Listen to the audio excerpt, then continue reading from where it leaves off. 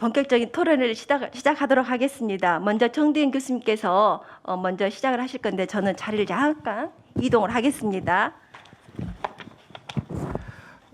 네, 방금 소개받은 총신대학교 정대현입니다. 토론이다 보니 발제보다는 원고의 발제는 가름하고 잠깐 간략하게 원고만 소개하겠습니다.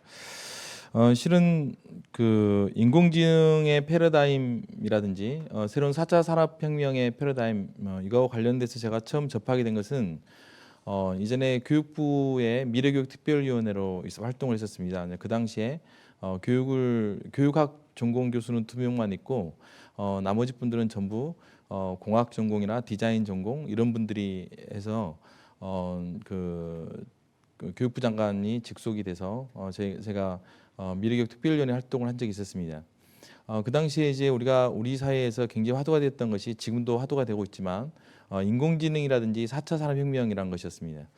그런데 인공지능이나 4차 산업혁명이라는 것은 단순하게 기술혁명만을 의미하는 것이 아닙니다. 실은 어떤 것에 관한 기술이나 과학의 혁명은 거기에 맞춰서 어떤 사유의 어떤 변화, 우리의 세계관의 변화 이런 것들을 같이 가지고 올 수밖에 없습니다. 그래서 오늘은 간단하게 인공지능이라든지 그런 어떤 과학기술의 어떤 혁명이 저도 개인적으로 그렇게 하다 보니까 저는 이제 그 교육학 중에서도 유아교육이 전공입니다. 그리고 여기 유아교육이 전공이고 여기 계시는 우리 이정선 교수님께서 제 은사님이시고 솔직히 저는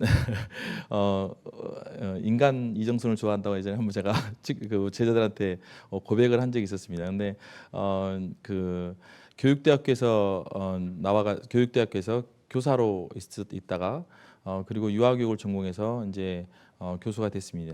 광주여자대학교에서 근무를 하다가요 한 14년 전에인가 서울 총신대로 옮겼습니다. 그래서 총신대로 옮겼고 그 광주여자대학교에서 근무를 하고 있을 때 제 아이가 유치원을 못 갔습니다. 그래서 못 가가지고 이제 학교 어떻게 보면 유치원 적응을 하지 못했죠. 학교 적응을 못한 것이 아니라 유치원을 못 가서 그 아이 때문에 공동육아를 시작했던 것이 지금 그게 커져서 대안학교가 되어 있고 지금 전라도 화순에서 대안학교에서 아이가 생활하고 있습니다. 그렇게 하다 보니까 매주 화요일 아침 일찍 서울 가가지고 목요일 밤에 오는 아니면 이제 월요일 날 일찍 가서 저희 학교는 일주일에 하루는 안시 연구일이라 가지고 공식적으로 학교를 안 가도 됩니다. 그래서 그렇게 학교를 왔다 갔다 하면서 지금까지 서울로 옮겼음에도 불구하고 전라도에서 광주와 화순을 왔다 갔다 하면서 하고 있습니다. 이 보면 이제 그 실은 저는 그 제 아이가 유치원에 적응을 못해서 학교를 세우고 했지만 지금은 이제 아주 적응 잘합니다. 그래서 저보고 하는 말이 말하지 말라고 했는데요, 자기 이야기 하지 말라고 했는데 이제 학교를 세웠던 배경이 그거고 대안학교를 하고 싶었던 것은 눈끝만큼도 없었습니다. 근데 이제 지극히 제 개인의 어떤 필요에 따라서 제 아이가 유치원을 못 가니까 아이의 필요에 따라서 그 아이 유치원 보내려고 제가 어디 뭐 감투 쓰는 걸 굉장히 싫어하는데 그 아이 유치원 보내려고 제가 그 아이 병설 유치원에 있는 그 운영위원회 부위원장까지 해가면서 아이를 그 유치원에 보내고자 했었으나 유치원 선생님도 굉장히 힘들어했고 제 아이는 적응 못해서 결국엔 유치원을 못 보내고 그 아이를 위해서 이제 공동육아를 했었습니다. 깍깍이 유치원으로 시작했던 것이 지금은 이제 하리 학교다 그래가지고 큰 학교가 되어 있습니다. 이렇게 제가 히스토리를 이야기한 것은 이제 제가 뭐 대안교육을 지금 하고 있지만 하다 보니까 이제 이 교육의 방향을 기존에 갖고 있었던 공교육의 초등학교 교사도 제가 십몇 년을 했습니다. 그래서 공교육의 어떤 방향성에 보다 좀 더 낯설게 볼 수 있었던 어떤 계기가 되었던 것 같습니다. 또 제 자녀들이 거기에 결부되어 있다 보니까 지극히 아이에게 뭐가 필요한가 이런 것들 보게 되었고요. 또 하나 보자고 하면 그동안 우리가 교육에서 이야기했던 것들을 좀 더 낯설게 보기 시작했습니다. 왜 나이가 같으면 능력도 같다고 생각하고 한 학년을 묶어야 되지? 여기서부터 시작해서 왜 애들은 하기 싫은데 해야 되지? 애들은 왜 이런 규칙을 지켜야 되지? 이런 것들에 관한 어떤 고민들을 교육 현장에 녹아내기 시작했습니다. 이제 그러면서 이제 그렇게 하는 과정 속에서 이게 단순히 그 아이를 위한 것이고 이걸 넘어서서 큰 시대적 흐름에 따라서 사주에 따라서 있구나 하는 것을 느끼게 됐습니다. 먼저 결론으로 쭉 들어가 보면요, 인공지능이라는 것은 실은 기존에 있던 우리가 갖고 있었던 패러다임을 완전히 바꿔버린 거거든요. 이제 먼저 뒷부분이 나오겠지만 인식론부터 우리가 해보면 예전에는 절대적으로 알아야 될 가치들이 이 밖에 있었습니다. 좀 더 가다 보면 세상은 왜 이럴까 하고 고민을 했던 것들이 그 전에는 이제 왜 나는 저 사람 보면 갑자기 사랑을 느꼈을까? 왜 갑자기 태풍은 불까? 왜 나는 술을 먹으면 내 정신이 아닐까? 이런 부분들을 그리스 사람들은 그건 신이 한 거야. 큐피트가 쏴버렸고, 그다음에 디오게네소스가 너를 취하게 했고, 포세이돈이 바람을 불어일으켰어. 이렇게 왜 그랬을까의 고민을 신에다가 모든 걸 맡기기 시작합니다. 중세에 들어오기 시작하면서 그런 모든 문제가들이 이제 신학의 문제로 돌아가기 시작하죠. 이렇게 하다가 데카르트가 나오기 시작합니다. 데카르트는 내가 생각하는 주체로서 내가 생각하는 것이다 하면서 데카르트 이후에 이제 과학이 발전하기 시작하죠. 이유가 있고 원인이 있고 이성적인 합리적인 사고가 되기 시작합니다. 이러던 것들이 20세기에 들어오기 시작하면서 프로이드가 등장하기 시작합니다. 이 프로이드가 나와서 내가 누군가를 사랑하는 것은 내가 누군가를 사랑하는 것 같지만 나는 사랑하게 되어버린 거죠. 어렸을 때 내가 받았던 경험들, 어렸을 때 내가 만났던 사람들, 어렸을 때 읽었던 책들, 모든 경험들이 나로 하여금 저 사람을 사랑하게 되어버리는 거.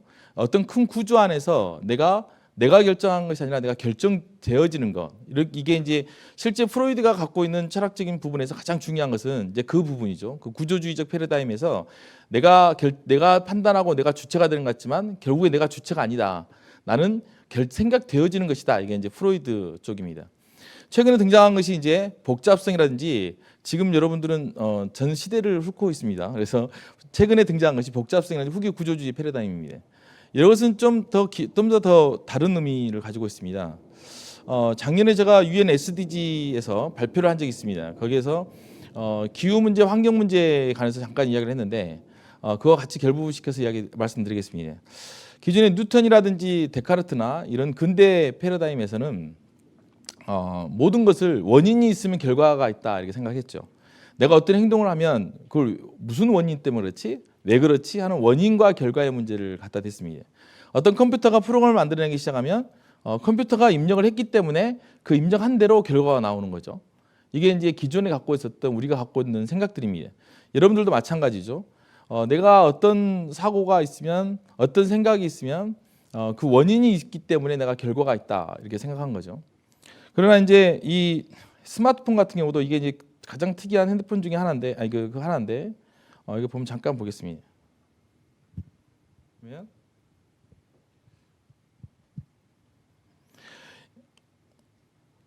사랑해. 참 좋으신 분이네요. 네, 한번 더 해보겠습니다. 사랑해요. 친절하시네요. 네, 사랑해. 친절하시네요. 네, 이게 이제 실은 컴퓨터가 프로그램에서 입력을 해놓으면 그 입력에 따라서 내 목소리 톤이라든지 억양에 따라서 이제 나오기 시작합니다. 그러나 이제 인공지능 패러다임은 이게 아닌 거죠. 그러니까 인공지능 패러다임은 내가 인풋을 요만큼 했는데 내가 인풋을 한 것에 대해서 결과는 이게 크게 나와버립니다. 이게 내가 인풋했다고 해서 그 내가 원인을 제공했다 해서 그 원인에 따라서 결과가 나온 것이 아니라 지극히 자기가 스스로가 창발을 하고 스스로가 새로운 걸 만들어내 버립니다. 이게 복잡성 이론의 어떤 큰 배경 중에 하나입니다. 여러분들이 나비 효과라고 들어보셨을 겁니다. 여기서 나비 날개 찌시면 밖에 태평양 같은 데 가면 큰 태풍이 몰아친다는 거. 세월호라는 사건이 버리고 조그만 어떤 저희 학교 총신대에서는 최근에 어떤 교수님께서 이 앞에 머리를 이렇게 똘똘똘 말고 있는 여학생한테 왜 그렇게 말고 있느냐 이렇게 했습니다. 학생들이 이제 우리들의 어떤 권리 이런 거 하면서 이제 흥분을 해가지고 결국에 그 교수님이 이제 실은 그 큰 곤란에 겪어서 마지막에는 이제 좀 잘 안 좋게 된 경우가 있습니다. 근데 그 작은 사건이지만 작은 사건이 큰 사건이 되어버린 거죠. 다시 말하면 이런 것들을 복잡성 패러다임이라고 합니다. 그 앞에 있는 부분 유크리트 기하학적인 근대 패러다임은 원인이 있으면 결과가 있었습니다.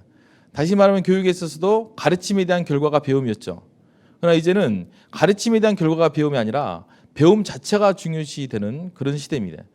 분명 가르침도 중요하지만 이 가르침에 대한 어떤 반대로서의 배움이 나온 것이 아니라 인공지능처럼 가르침에 대한 반대가 아니라 배움 자체로서가 의미를 가진 거죠.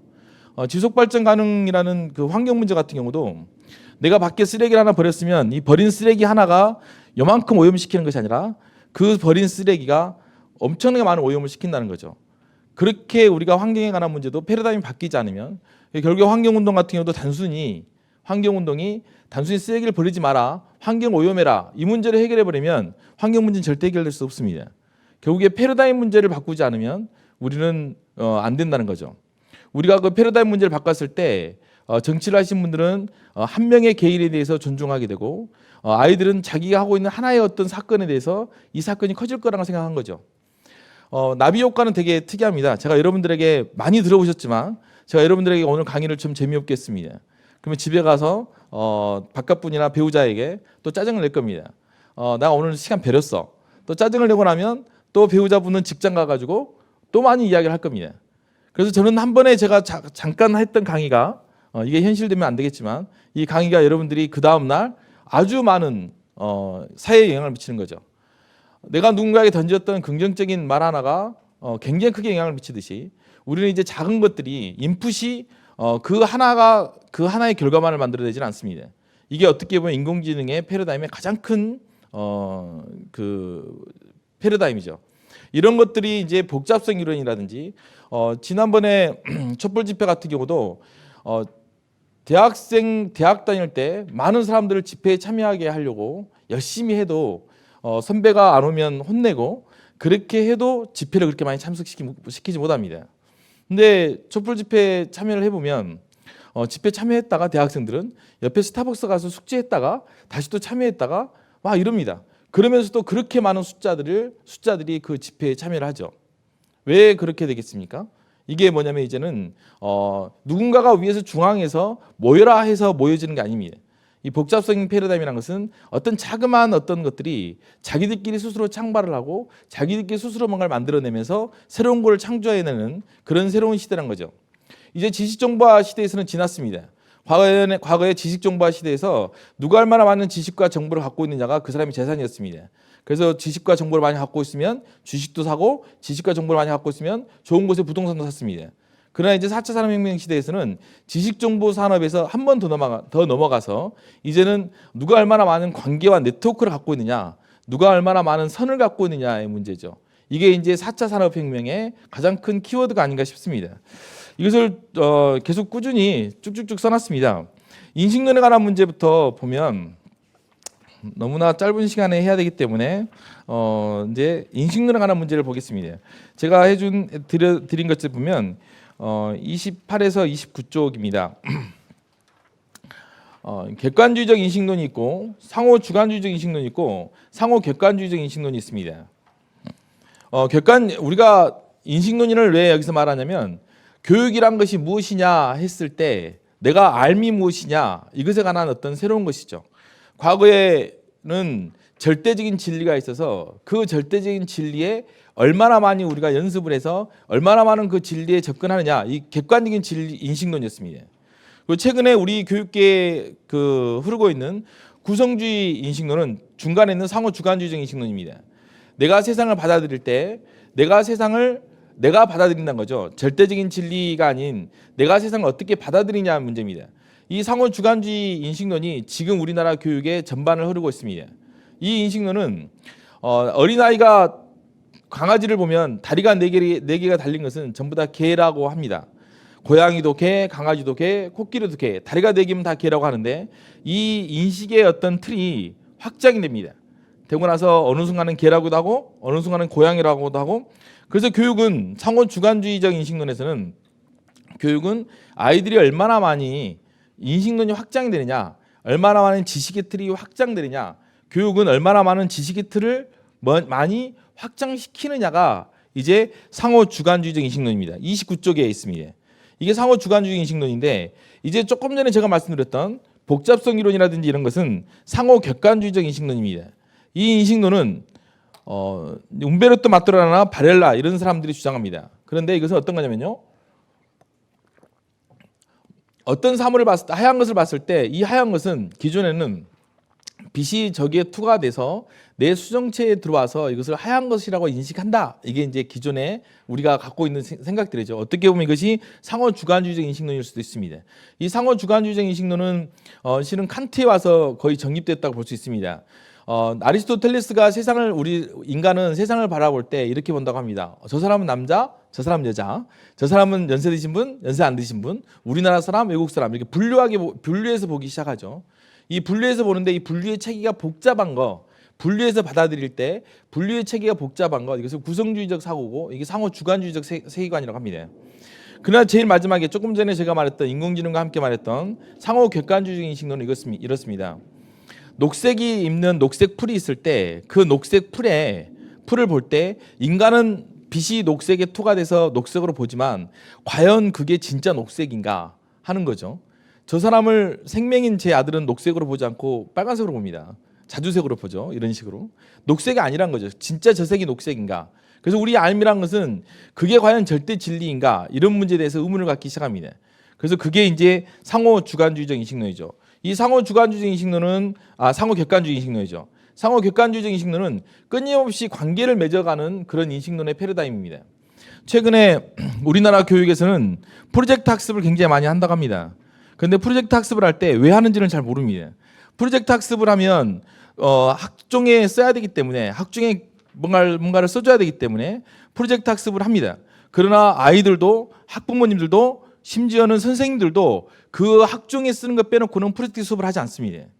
왜냐하면 여전히 선생님들의 패러다임이 상호 주관주의적 인식론의 패러다임이 멈춰져 있기 때문에 그 프로젝트 학습은 교육으로 보지 않는 거죠. 아이가 더 내가 받아들여서 이 인식의 지평이 넓어져야지 좀 더 체계적이고 더 많은 것들이 쌓여서 분석할 것들이 많아져야지만이 내가 저것을 그 아이가 똑똑해지는 건데 책을 많이 봐서 조금 더 알미라는 체계가 더 많아져야지만이 그 아이가 똑똑하다고 하는 건데 그게 상호 주관주의적 패러다임에서 근데 프로젝트 학습은 계속 앉아서 뭔가를 만들고 보고하고 끝나버려요. 그러면 프로젝트 학습이 왜 프로젝트 학습이 우리가 아이들에게 도움이 되느냐? 그냥 그럴싸해. 교육은 저래야 돼. 애들은 막 열심히 공부하는 것보다 자기가 실생활에 맞게 뭔가 활동을 해야 돼. 이렇게 접근이 돼버립니다. 근데 그렇지 않습니다. 알의 지평을 조금만 다르게 돌려보면 여기 말했던 상호 객관주의 인식론을 돌려보면 달라집니다. 다시 아까 좀 전에 앞것으로 이야기를 해보면요. 이제는 가르치는 것이 중요한 것이 아니라 배우는 것이 더 중요합니다. 답을 찾는 것이 중요한 것이 아니라 질문을 만드는 게 중요한 거죠. 어떻게 질문을 만드느냐가 되게 중요합니다. 광주 교육을 질문이 있는 교육이라고 하지만 과연 그 질문의 정체가 뭔지를 잘 모르겠어요. 실은 질문을 어떻게 만들어내느냐, 어떤 것이 질문이냐는 거죠. 근데 질문이란 건 이겁니다. 우리가 세상을 바라볼 때 어떻게 보면 모든 것이 질문이죠. 바라볼 때는 피어리드, 점으로 보고 X는 is P다. X는 무엇이다 바라보기도 하고 와 좋네 하고 느낌표로 바라보기도 하고 저게 뭘까 하고 물음표로 바라보기도 합니다. 우리가 세상을 접하는 방식 중에서 내가 주체가 돼서 접하는 것이 어떻게 보면 질문이겠죠. 그런데 이 질문을 자꾸 던지면서 이야기합니다. 복잡성 패러다임에서는 결론이 어떻게 나냐면요. 어린 유아들에게는 이렇게 물어봅니다. 과거에는 새가 많아 참새가 많아 이렇게 물어보면 유아들은 새가 많아 참새가 100마리 정도가 나무에 확 있습니다. 그래서 새가 쫙 참새가 날아가길래 저거 새가 많아 참새가 많아 하고 물어보면 아이들은 어떻게 대답하냐면 참새가 많습니다 이렇게 대답합니다. 그러나 시간이 흘러가면 새가 더 많다고 말을 하죠. 왜냐하면 새 안에 참새가 포함되어 있으니까. 그런데 그것이 새가 많아 참새가 많아 해가지고 원래는 대응과 분류를 통해서 교육이라는 걸 시킵니다. 지금까지 교육은 구성주의 교육에서는 그렇게 했죠. 하지만 저 밑에 있는 상호 객관주의적 인식론에서는 질문만 던져놓고 가르치질 않습니다. 질문만 던져놓으면 그 다음에 아이가 스스로가 거기에 관한 인식의 지평이 넓어진다는 거죠. 계속 관계를 맺어가면서 프로젝트 수업처럼 끊임없이 뭔가를 질문을 던지면서 뭔가를 하면 뭔가를 어떤 새로운 걸 도출하고 뭔가를 하면 결국에는 자기의 인식의 지평이 새롭게 변화된다는 거죠. 실제 예전에처럼 상호 구성주의처럼 모든 것은 이 전능하신 네이버 안에 다 있습니다. 흔히 요즘에 이것을 엑소 브레인이라고 해가지고 이걸 새로운 나의 하나의 또 다른 뇌로 취급을 하고 있습니다. 이제는 아이들이 어떤 능력을 길러야 되냐면 어떻게 하면 밖에 있는 것과 아이가 스스로 내가 주체가 돼서 관계를 맺느냐, 이것이 가장 중요합니다. 내가 주체가 돼서 이 세상을 낯설게 보고 내가 주체가 돼서 이 세상을 질문을 던지느냐, 새롭게 하느냐, 이런 부분이 되는 거죠. 이런 것은 교과서 안에서 할 수는 없습니다. 실제 우리나라 교육의 가장 큰 문제점이라고 하면 예전에 근대 교육의 패러다임은 이제 학교란 지금의 우리가 갖고 있는 이런 학교란 제도는 실은 200년밖에 되지 않았습니다. 200년밖에 되지 않은 이런 제도입니다.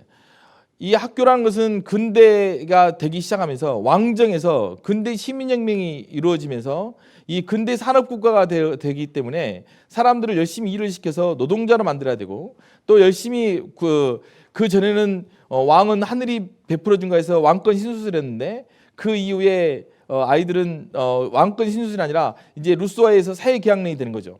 그래서 계약 맺은 당사자이기 때문에 뭔가 어떤 보편적인 교육을 해야 되고 뭔가 국가를 지탱해야 되는, 법을 지켜야 되는 사람들을 만들 필요가 있었습니다. 그 전에는 법을 지킬 사람으로 만들 필요가 없었어요. 왜냐하면 왕은 하늘이 내려준 거기 때문에 그냥 순종하고 귀족은 하늘이 내려준 거기 때문에 그냥 복종했었습니다. 그러나 이제 근대 산업혁명이 되기 시작하면서 넘어가면서 왕은 하늘이 내려준 것이 아니고 우리는 계약의 주체다. 하지만 그들은 복종해야 되는 계약의 주체로 등장하기 시작하면서 학교가 만들어졌습니다. 지금의 학교의 모습은 200년밖에 되지 않았습니다. 그리고 이제 이런 학교의 모습들이 이런 학교의 모습들이 지금에 있어서 새롭게 다시 재구성이 되고 있는 거죠. 우리가 다니고 있는 이런 학교들이 과거에 오래전부터 된 것이 아니라 그러면 이렇게 질문하실 수 있을 거예요. 아니, 솔로몬 대학이나 볼로냐 대학은 600년이고 이렇게 말하는데 그건 무슨 학교입니까? 이렇게 이야기할 수 있습니다. 그때 당시 학교는 신학자를 배출하기 위해서 한 달짜리, 두 달짜리 이런 아카데미식의 학교였습니다. 지금처럼 나이가 똑같다 해가지고 능력이 같아서 한 장소에 모아놓고 체계적으로 가르치는 그런 시스템 아니었죠. 이제 그때 당시에 학교에서 요구했던 것들은 어떤 건지 죄송합니다. 학교에서 요구했던 것들은 보편성과 그리고 그 통일성이었습니다. 이제 새로운 시대에서는 이제 이것을 벗어날 때가 된 거죠. 지금 세상은 굉장히 빨리 바뀌고 있습니다. 엘빈 토플러의 말에 따르면 세상 기업체가 160km로 달리고 있다고 합니다. 그리고 시민단체, 어떻게 보면 대한교육이라든지 이런 시민단체가 140km 달리고 있고요. 가족들이 95km 달리고 있다고 합니다. 너무 죄송합니다만 여기 다 교육청 관계자분도 계시지만 학교 믿으면 학교에서 시킨 대로 하면 우리나라에서 대학 갈 애가 한 명도 없습니다. 학교에서 시킨 대로, 학교에서 해준 대로 하면 그러니까 가족들은 어떻게 하냐면 자기들이 나름대로 교육을 해석합니다. 자기들이 교육을 해나가고 그랬을 때 학교라는 것과 교육관이 어떤 역할을 해야 되느냐는 좀 바뀌어야 됩니다. 노동자 문제가 50km 달리고요. 정부가 40km 달리고 학교가 15km 달립니다. 실은 정부에서도 초등학교 같은 경우는 지금 초등학교가 1, 2학년이 교과서가 하나로 묶였습니다. 3, 4학년이 하나로 묶였고 5, 6학년이 하나로 묶였죠. 국가에서는 나이가 같으면 능력도 같다고 하는 이 패러다임이 과연 맞나? 그러면서 한 학년군으로 묶었습니다. 그러나 정작 학교에서는 1학년, 2학년, 3학년, 4학년, 5학년, 6학년이 여전히 똑같습니다. 교과서는 1, 2학년이 묶어졌는데요. 프랑스는 1학년부터 3학년을 한 학년으로 봅니다. 4학년부터 6학년을 한 학년으로 보고 있고요. 근데 이제 이렇게 정부보다 실제 학교가 더 변화가 늦다는 거죠. 제 말이 아닙니다. 엘빈 토플러가 한 말입니다. 제가 말했다면 혼날 것 같아서. 자, 이렇게 인공지능까지도 이제 새로운 패러다임이, 인공지능은 단순히 기술혁명이 아니라 완벽한 새로운 패러다임으로 바뀌어버립니다. 우리의 삶과 사유의 체계 자체를 아예 바꿔버리죠. 이제는 이제 우리가 기계론적 세계관을 버리고 유기체적 세계관을 가져야 된다는 것은 우리가 기존에 있었던 아까 말씀드렸던 인풋이 있으면 아웃풋이 있는 원인과 결과가 있는 이런 세계관이 이제 벗어나야 된다는 것을 의미합니다. 지금까지 학교 교육 현장에서는 시간의 패러다임에 멈춰 있었습니다. 지금 제가 거의 끝날 때가 된 것 같은데요. 이것은 제가 우리 이정선 교수님한테 배운 겁니다. 에드워드 홀 책을 이정선 교수님과 같이 스터디한 적이 있습니다. 시간에 관한 문제.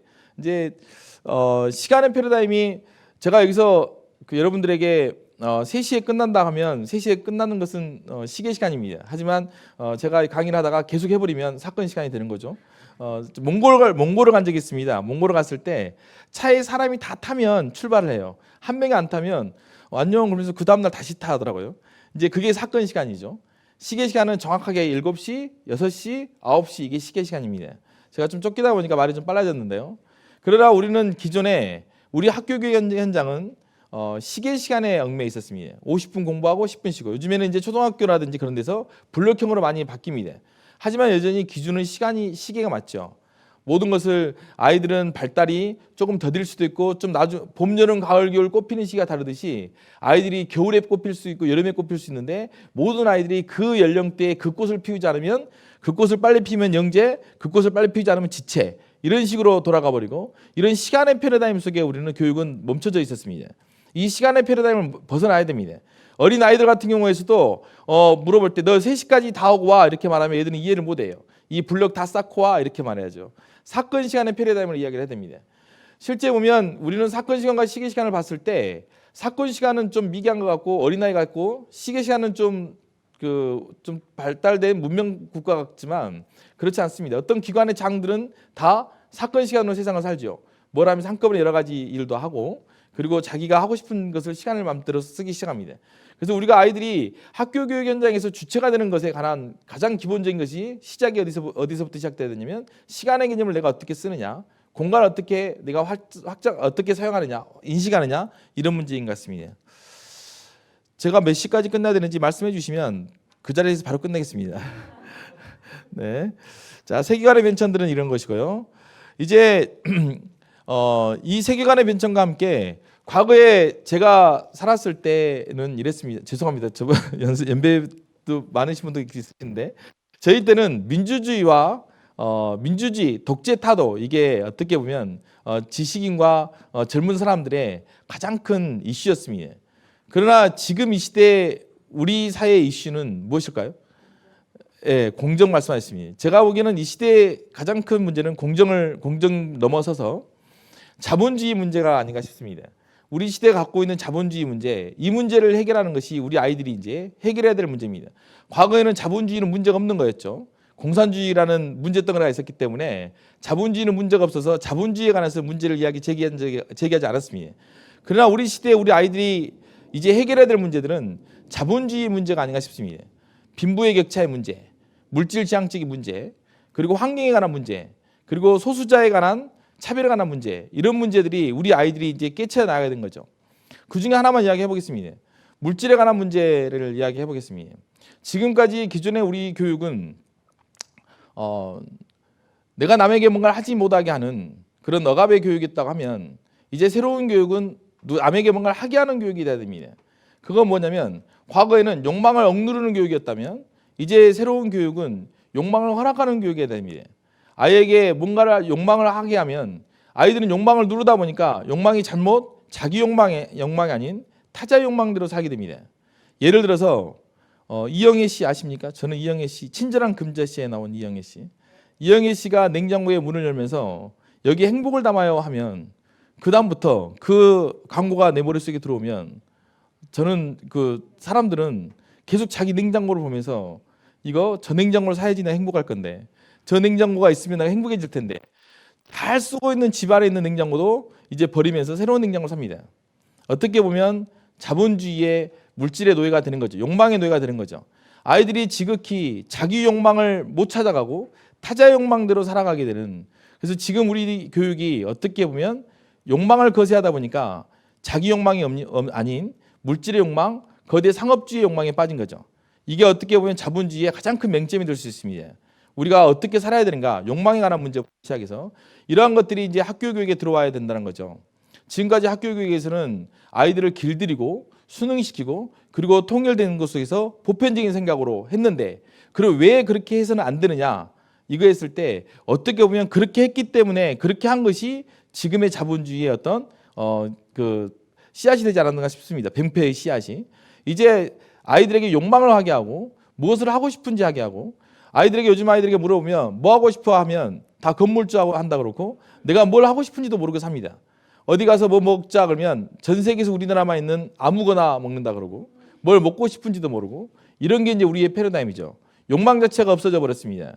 욕망하게 하고 아이들에게, 그리고 내가 다른 사람에게 그러면 인성교육 어떻게 할 것이냐 이렇게 물어봅니다. 기존에는 너가 이거 하지 않았으니까 다른 사람도 하지 마. 나도 참았으니까 너도 참아 이럽니다. 그러나 욕망을 하게 하는 아이들은 나도 하고 싶었는데 너도 하고 싶었겠구나. 이런 식으로 바뀌어지는 거죠. 그래서 인성교육의 패러다임도 이제는 과거에 지금 제가 말했던 욕망이라는 문제든지 이 문제들은 프로이드 이후에 락강의 패러다임으로 넘어간 겁니다.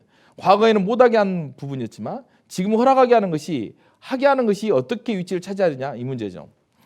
또 하나가 보면 제가 지금 20분 안에 하다 보니까 해야 될 말을 앞에서부터 하고 지금 줄여가면서 하고 있습니다. 혹시 몇 분까지 10분까지 하면 됩니까? 아니면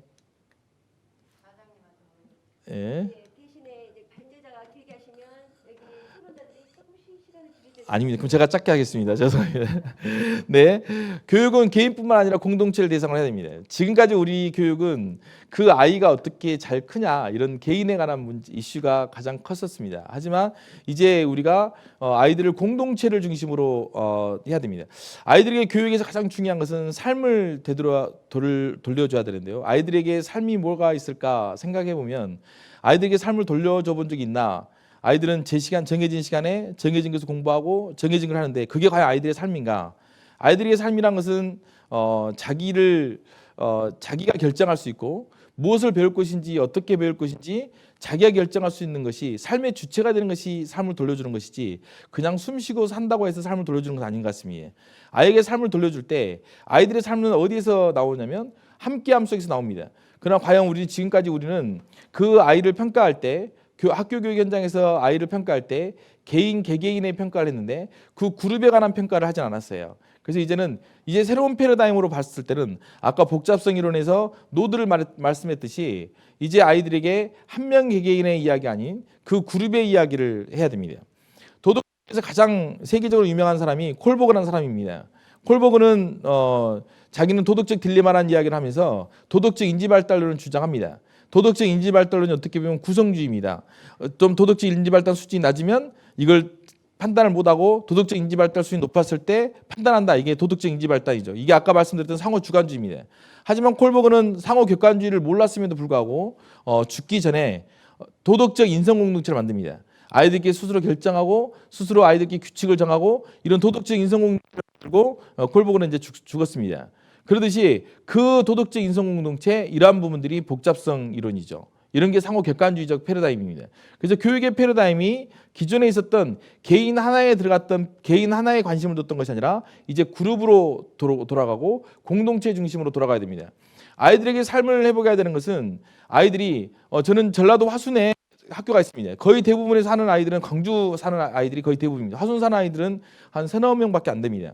근데 거의 대부분이 광주에 사는데 광주에 살다 보니까 그 아이들에게 광주 지역에 있는 동네 이름들 화순은 또 더 특이합니다. 천덕리 개소리 막 그럽니다. 동네 이름이. 그래가지고 다지리 천덕리 그럽니다. 그래서 동네 이름들을 읽어가면서 하면서 그 지역에 있는 이야기들 그런 이야기들이 아이들이 자기 삶 속에서 그것들을 찾아냅니다.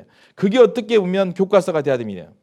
화순에서 화순군 의회 의장님이 저에게 화순 이야기를 잠깐 하시길래 교육 이야기를 해달라고 하시길래 제가 무슨 말을 했냐면요. 예전에 왜 화순을 떠날 사람들에게 돈을 주냐 장학금을 주냐 이 말을 했습니다. 왜 화순을 떠날 사람들에게 공부 열심히 해가지고 잘해가지고 화순을 떠날 사람들에게 장학금을 주고 여기 남아있을 사람에게 좀 장학금 주라고 이렇게 말합니다. 우리가 기존에 있을 때 실제 서울에 있는 사람하고 화순에 있는 아이들하고 제가 지난번에 화순 교육장님하고 한번 그걸 했었는데요. 서울에 있는 아이들과 화순에 있는 아이들의 차이점이 뭐냐면 서울에 있는 아이들이 나무 이름을 잘 알아요. 화순에 있는 아이들이 나무 이름을 더 모르고요. 시골에 살면서 서울에 있는 애들보다 화순에 있는 애들이 아마도 맥도날드 더 많이 먹을 것 같습니다.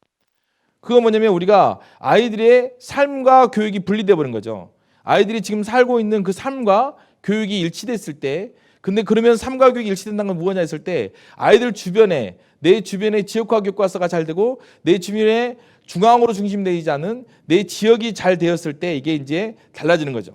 이게 이제 두 번째입니다. 공동체 관련돼서. 마지막으로 뭐가 중요하냐면 지금까지 우리 교육은 일자화되어 있었습니다. 국가 중심으로 교육 과정이고 그러나 생태계도 마치 그러듯이 뭐든지 일자화되면 안 됩니다. 어떤 거냐면 다양해야 되죠. 저는 실은 공부를 열심히 할 애들은 그냥 학원 가라 겁니다. 열심히 하고 싶은 애들은 열심히 해 그럽니다. 또 하기 싫은 사람 하지 마. 아이들의 모습이 다 다르듯이 교육을 다 다른 모양으로 가야 되고 아이들은 그걸 선택할 수 있는 기회가 있어야 됩니다. 그러나 지금 아이들은 학교를 선택할 수 있는 기회가 없습니다. 오직 그 지역에 있으면 거기에 가야 되죠. 교장 선생님의 어떤 철학에 따라서 자기 교육이 바뀌어져야 되고, 이런 교육이 아니라 이제 새로운 것은 교육 생태계가 유지된다는 것은 내가 아이들의 모습이 다르듯이 다양한 교육의 유형들이 또 다양한 교육의 유형들이 서로가 이렇게 왔다 갔다 하고 서로 어떤 건 생성되고 또 성장하고 또 소멸되기도 하는 이런 교육의 풍토가 만들어지는 것이 아마 새로운 시대의 교육의 패러다임이 아닌가 싶습니다. 자, 이것으로 끝 마치겠습니다. 예.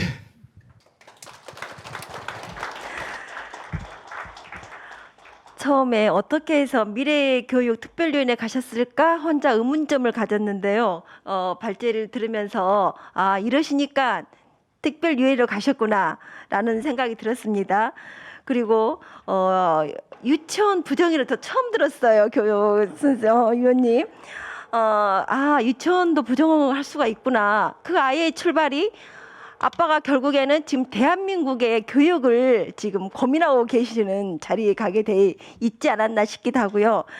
결론적으로 아까 아이들의 삶을 불 좀 켜주세요. 네, 아이들의 삶을 결국에 돌려줘야 되고 과거에는 개인적인 것에서 이제는 공동체의 구성이 너무 중요하다. 그리고 말씀하는 도중에 그 생각이 났어요. 맞아, 그래 현재 우리도 인재 개발이라는 말이 있지라는 생각이 들었어요. 하나 어떻게 보면. 그러니까 그것도 약간 좀 뭐하지 않나 싶기도 하고 또 하나 저에게 충격이 뭐였냐면 엘빈 터플러가 학교는 15km 달리고 있고 가족은 95km 달리고 있고 또 시민단체는 140km 그리고 기업은 160km란 말이 그리고 또 하나 충격은 뭐냐면 정부 조직은 40km란 말에 절실하게 깨닫게 됐고요. 얼마나 우리 여기에 계신 분들이 여기에 단순히 오늘 여기 모임이 아닌 여기 이 장소가 아닌 돌아가셔서도 항상 관심을 갖고 해주셔야 시민단체의 140km가 40km인 정부 조직을 이끌 수 있다 생각을 합니다. 발제해 주신 우리 정대영 교수님 너무 감사합니다. 그리고 혹시 플로에서는 이제 질문사항이나 있으시면 좀 메모했다가 잠시 이렇게 해주시면 될 것 같고요. 그러면 그 토론의 순서는 우리 맨 먼저 임형택 교수님 그리고 김다운 교수님 그리고 김명아 교수님 박철린 교수님 순으로 하겠습니다. 먼저 임형택 강주대 교수님께서 먼저 토론해 주시기 바랍니다. 네, 임형택 인사 올리겠습니다. 가지고 계신 자료 33쪽을 보시면 교육의 길을 묻다, 교육의 다양성 모색에 대한 토론을 이렇게 한번 제가 주제를 잡아봤습니다. 사람과 공동체를 살리는 부모, 홍익 인간 향한 함께하는 배움, 지혜, 실천. 여기는 저의 성찰과 약속입니다. 감사하게도 제가 광주대학교 청소년 상담과 평생교육학과에서 청소년 상담과 평생교육을 공부하고 하는데 6년 전부터 학교를 떠난 친구들을 만나고 자립 지원을 하고 있는데 한계에 봉착을 했습니다. 그러면서 사회 문제를 해결하고자 가까운 번님들하고 협동조합을 만들어서 하는데 이것도 상당히 한계가 있습니다. 그래서 오늘 이 같은 자리에 초대받아서 다시 한번 교육의 다양성을 생각하면서 지금 해왔던 저의 일에 대한 성찰과 앞으로에 대한 또 다른 도전할 수 있는 기회가 있어서 감사드립니다. 특별히 정대영 교수님이 인간과 공동체에 대한 애정이 담긴 문제 제기와 시사점들에 공감을 했습니다. 특별히 요약은 이미 임밀한 우리 의원님께 해주셨기 때문에 넘기고, 그래서 실전적 만담과 학습 놀이가 우리 모두를 행복하고 이 배움이 삶의 희망으로 연결된다는 말씀에 공감을 하면서 추후보다 더 좋은 삶과 모두를 위한 교육, 모두가 함께하는 배움 공동체 생태를 위해서 저도 학부모고 또 오랜 기간 제가 교육과 상담의 한계를 뛰어넘을 수 있는 게 뭐겠는가. 그래서 학부모 역할과 사회성 참여, 특히 학교 밖 청소년과의 만남을 통해서 우리 모두가 경험과 지혜를 모아서 할 점을 5가지로 한번 정리해봤습니다. 먼저 문희인 선생님이 엄마가 아이를 아프게 한답니다. 오랜 기간 동안의 상담자 수 고백입니다. 다시는 우리 프레이리의 페다고지, 억압받은 자의 교육학에서 플러스 개념을 가지고 온전한 부모가 우리가 아니잖아요. 그래서 다시 한번 성찰과 고백, 존재의 고유성과 배움의 다양성을 수행하면서 청소년과 우리 자녀와 교육을 바라보는 관점을 달리했으면 좋겠다. 그래서 먼저 제가 오래전부터 시민단체 활동을 하면서 고백 운동을 펼치고자 합니다. 교육이라는 명분으로 오히려 우리 희망 세대들을 아프게 하고 학교 밖으로 몰았던 것이 혹시 우리들의 이런 잘못이 아니겠는가. 그래서 먼저 고백하고 절망에 빠진 그들에게 손을 내밀고 지지해 주면서, 두 번째는 교실 붕괴와 입시 지옥 현상에서 빌나고 낙오하는 사람들의 문제가 개인의 문제가 아니잖아요. 학교의 문제가 아닙니다. 우리 사회 모두가 책임져야 될, 특별히 매년 5만 명 이상이 학교 밖으로 내쫓기고 있습니다. 자발적으로 나오고 있어요. 그래서 아시는 바와 같이 이제 학생들이, 우리 자녀들이 학교를 거부합니다. 새로운 실험을 하고 있어요. 저는 그러기 전에 우리가 부모로서, 기존 세대로서 최소한 학교로 나온 아이들을 보듬어주고, 굉장히 할 일이 많더라고요. 발굴하고 지원하고 멘토하고, 더 나아가서는 공교육의 정상화를 가로막고 있는 학벌과 대학 서열 철폐, 입시 계획에 대한 힘들을 모아서 예컨대 광주시민총회 사회혁신 플랫폼, 또는 이제는 전문가 패러다임이 아닌 시민과 학부모가 중심이 될 수 있는, 그래서 제가 조심스럽게 아직 진행이지만 남구에서 남구청과 함께 민관 협력 사업으로 마을, 공동체, 밥상머리 교육, 4.4 산업혁명, 안전학교 이렇게 매년 포럼 하는데, 이것도 사실은 행정적인 지원을 받지만 한계가 있더라고요. 그래서 이걸 그냥 한 번의 행사가 아닌 운동으로 삼고 싶고, 이번 기회에 제가 작년부터 다시 헌법을 읽고 있습니다. 헌법과 시대에 맞는, 특별히 10조에 따르면 모든 국민은 인간으로서의 존엄과 가치를 가지고 행복을 추구할 권리를 가진다. 31조는 균등하게 능력에 따라서 교육받을 수 있는 권리를 가진다고 그랬습니다. 그래서 우리 모두가 이러한 헌법 정신에 근거해서 단순히 참가하는 게 아니고 온전히 참여해서 이러한 지역 균형의 문제, 사회적 경제, 마을 공동체, 돌봄과 사회 안전망, 또 교육에서 이런 숱한 실험들, 특별히 광주에서 하고 있는 마을과 협력하는 사업들, 민주 시민교육에 대해서 우리가 단순히 관심이 아닌 이제 실천적인 운동을 해야 되지 않겠는가. 더 나아가서는 조심스러웠지만 우리가 사실은 학부모 교육이나 이런 학교 교육에 대한 사실과 진실에서 혹시 왜곡한 게 있거나 잘못한 게 있으면 이제는 용기를 내서 상상력을 발휘해서 이것을 함께 해결을 하고 싶습니다. 혼자 가면 빨리 갈 수 있지만 함께 가면 멀리 갈 수 있다고 그럽니다.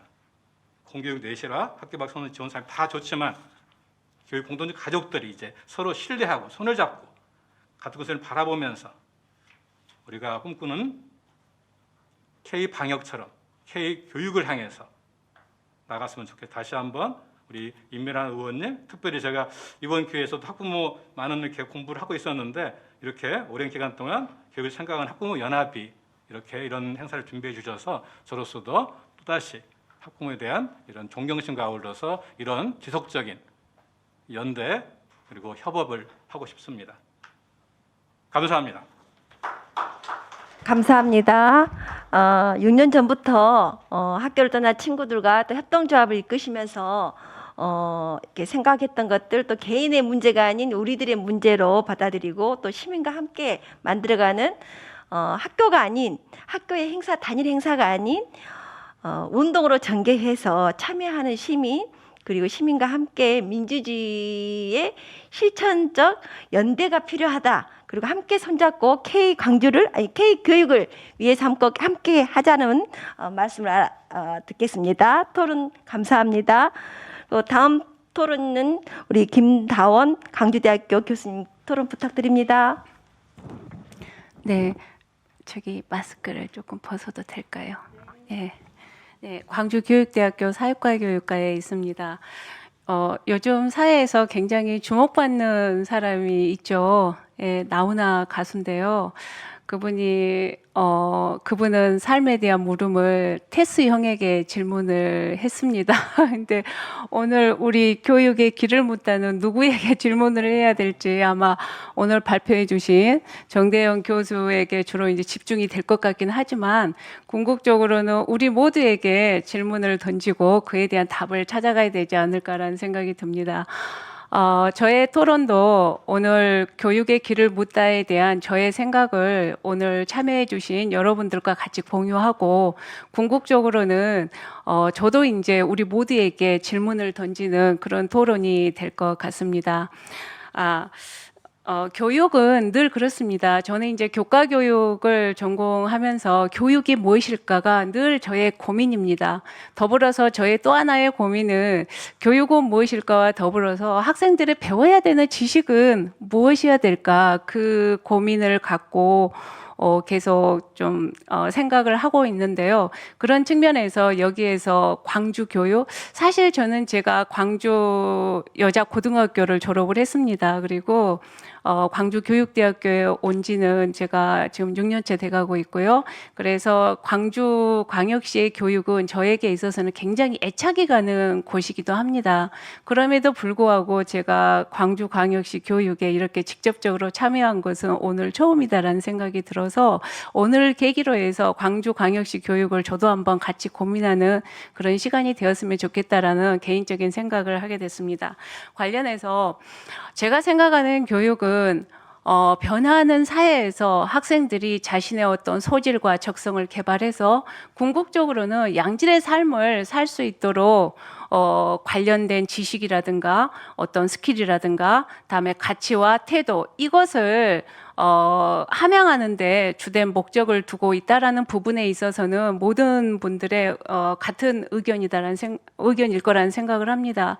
그런 측면에서 사회가 변화되다 보니까 우리는 그렇다면 어떠한 교육을 해줘야 되는가, 어떤 지식, 어떤 기능, 어떤 가치와 태도를 갖게 하는 교육이어야 될까, 그런 자리는 계속해서 이루어져야 된다라고 생각을 하는데요. 그런 면에서 오늘 이번에 코로나19 이후 코로나19가 아니더라도 지금 우리는 굉장히 빠르게 변화하는 사회에서 교육의 길을 물어야 되는 그런 입장인 것 같긴 합니다. 그래서 오늘 이 주제가 코로나19 이후인데 꼭 코로나19를 하지 않고 그냥 변화하는 사회에서 우리 광주 교육은 어떠해야 될까라는 측면에서 같이 생각을 모아봤으면 좋겠습니다.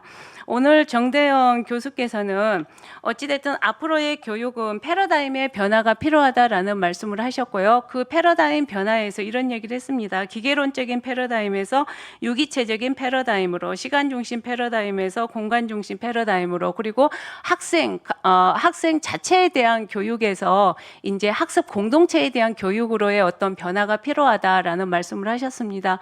저는 이 세 가지 패러다임의 전환의 필요성에 대해서는 적극적으로 동의하고요. 이것은 코로나19가 아니더라도 우리가 이러한 큰 패러다임의 전환과 더불어서 이에 맞는 교육을 생각을 해야 될 것 같습니다. 그런데 다행스럽게 요즘 교육부를 중심으로 해서 이렇게 제기되고 있는 요청되고 있는 교육은 크게 세 가지인 것 같습니다. 첫째는 AI를 중심으로 해서 융합교육이에요. 융합적인 어떤 사고력. 그래서 교육에 있어서도 AI 기반 융합교육을 필요로 하고 있는 것으로 보이고요. 또 하나는 지금 그러죠. 포스트 코로나라는 표현은 적절하지 않을 수 있다. with 코로나와 함께하는 그런 어떤 생활을 생각해야 된다라는 얘기를 하잖아요. 그런 측면에서 온라인 수업과 오프라인 수업이 같이 가야 되는 것은 아마 필연적인 어떤 상황이 될 것이다라는 생각이 듭니다. 그래서 앞으로 교육은 오프라인과 온라인을 어떻게 병행해서 가야 될 것인가라는 것이고요. 다음에 이제 세 번째 요청되는 것이 현장성에 기반한 교육입니다. 현장성에 기반한 교육. 이 세 가지 교육의 방향에서 저는 오늘 정대영 교수께서 다행스럽게 이 현장성에 기반한 교육에 많은 중점을 두고 말씀을 하시더라고요. 근데 더불어서 저도 이제 개인적으로 관심 갖고 있는 것은 교육은 현장에 기반해야 된다. 우리가 교육을 크게 보면은 경험 중심 교육과 학문 중심 교육, 그러니까 어떤 그 내용 지식에 치중한 교육, 학습자의 삶과 연계한 교육으로 크게 이제 이분을 하거든요. 그런데 이제 요즘은 특히 우리가 산업화 사회 이후에 더 이제 많은 주목을 받고 더 필요로 하는 교육 중에 하나가 경험 중심 교육입니다. 이러한 것과 관련해서 이제 연결해 볼 수 있는 게 현장성에 기반한 교육이다라는 생각이 듭니다. 그래서 저는 현장성을 이끌어낼 수 있는 그러한 교육으로 우리 광주 교육이 좀 더 깊이 들여다봐야 될 게 뭔가라는 부분에 대해서 조금 생각을 했고요. 그것에 대해서 저는 이제 두 가지 얘기를 해보려고 합니다.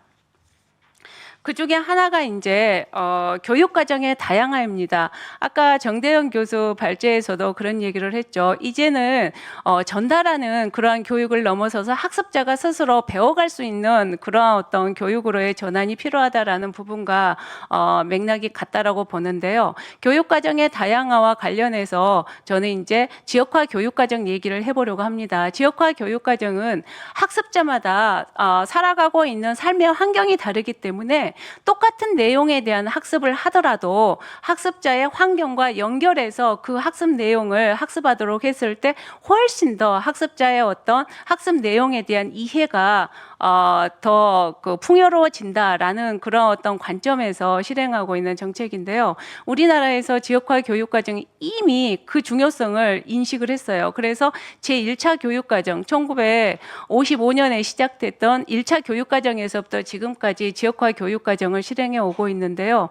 특히 이제 세계화가 급속도로 진전됐던 게 1970년대잖아요. 그래서 1980년대 제4차, 5차 되면서 정말 지역에 기반한 교육이 이루어져야 된다라는 부분에 있어서는 굉장히 강조되어 오고 있는 부분입니다. 그래서 이제 사회 같은 경우는 지역사회 교과서를 따로 만들어서 지역사회에 대한 것을 학습함과 더불어서 지역사회에서 학생들의 어떤 생활 경험과 연계해서 그러한 교육을 실행해야 된다라는 그러한 부분들이 굉장히 강조되면서 지역화 교육 과정의 어떤 그 자율성과 폭도 확장되고 있다라고 생각을 합니다. 그런 측면에서 저는 이제 이런 얘기를 하고 싶습니다. 그렇다면 광주광역시는 어떠한 지역화 교육 과정에 중점을 두고 교육 과정을 설정해서 실행하고 있는가에 대한 어떤 성찰이 좀 필요하지 않을까라는 생각이 들어요. 특히 저는 이 지역화 교육 과정에서 담아내야 되는 것이 뭐냐 그러면 하나는 이 지역의 특성을 반영하는 교육이어야 된다라는 생각이 듭니다. 왜냐하면 광주광역시라든가 울산광역시라든가 서울이라든가 전라남도나 전라북도나 모든 지역의 환경은 다르거든요. 그것을 구성하고 있는 자연환경도 다르고 산업환경도 물론 다릅니다. 그러다 보면은 그 지역 학생들에게 그 지역에 무엇을 중점적으로 부각시켜서 교육하고 그러한 것과 학습자의 교육을 연결시킬 것인가에 대한 어떤 그 지역 교육청의 그런 고민이 좀 필요하다라는 부분에 있어서는 저는 굉장히 시급한 부분이다. 특히 아까 정대원 교수께서 학습 공동체도 교육의 대상이 될 수 있고 그다음에 학습자들은 언제 어디서든지 시간 중심이 아니라 지금은 공간 중심이라는 표현에 대해서 저는 굉장히 적극적으로 동의하는 바인데요. 그런 측면에서도 학생들이 자신의 어떤 삶과 관련해서 학습을 하면서 지역 시민으로 성장할 수 있고 더불어서 관련해서 여러 가지 학습 능력을 지역사회에서 키워가는 거예요. 그런 측면에서 지역화 교육 과정을 여기 교육청에 두 분이 계셔가지고 제가 더 이렇게 말씀드리는데도 또 그 즐거움이 있는데요. 어찌됐든 좀 그런 부분들이 좀 성찰되고 반영되는 그런 어떤 정책적인 것들이 이후 배움 중심의 그러한 교육을 구현해내는데 굉장히 큰 역할을 할 수 있을 것이다라는 생각을 합니다. 다음에 이제 두 번째는요. 두 번째는 이제 지역사회와의 연계입니다. 이 부분은 여기에 와 계신 학부모님하고도 굉장히 연관성이 있을 것 같은데요. 저는 교육은 어찌됐든 지역사회, 학부모, 학교가 같이 가야 된다라고 생각을 해요. 특히 이제 코로나를 겪으면서 그것이 더 절실해졌을 거예요. 이제 교육은 학교가 전담할 수가 절대 없어요. 그래서 지역사회와 학부모가 같이 가는 그런 어떤 연계 체제 그런 것들이 필요하다라는 얘기입니다. 관련해서 교육을 보면요. 교육은 사회 환경이 변화되면서 학생들이 배워야 될 지식들도 달라지거든요. 그러다 보니까 요즘 아까 정대현 교수께서 발표자께서도 말씀을 하셨었는데 요즘은 기후환경, 지속가능 발전, 시민성 이러한 부분들을 우리가 절대 간과할 수가 없어요.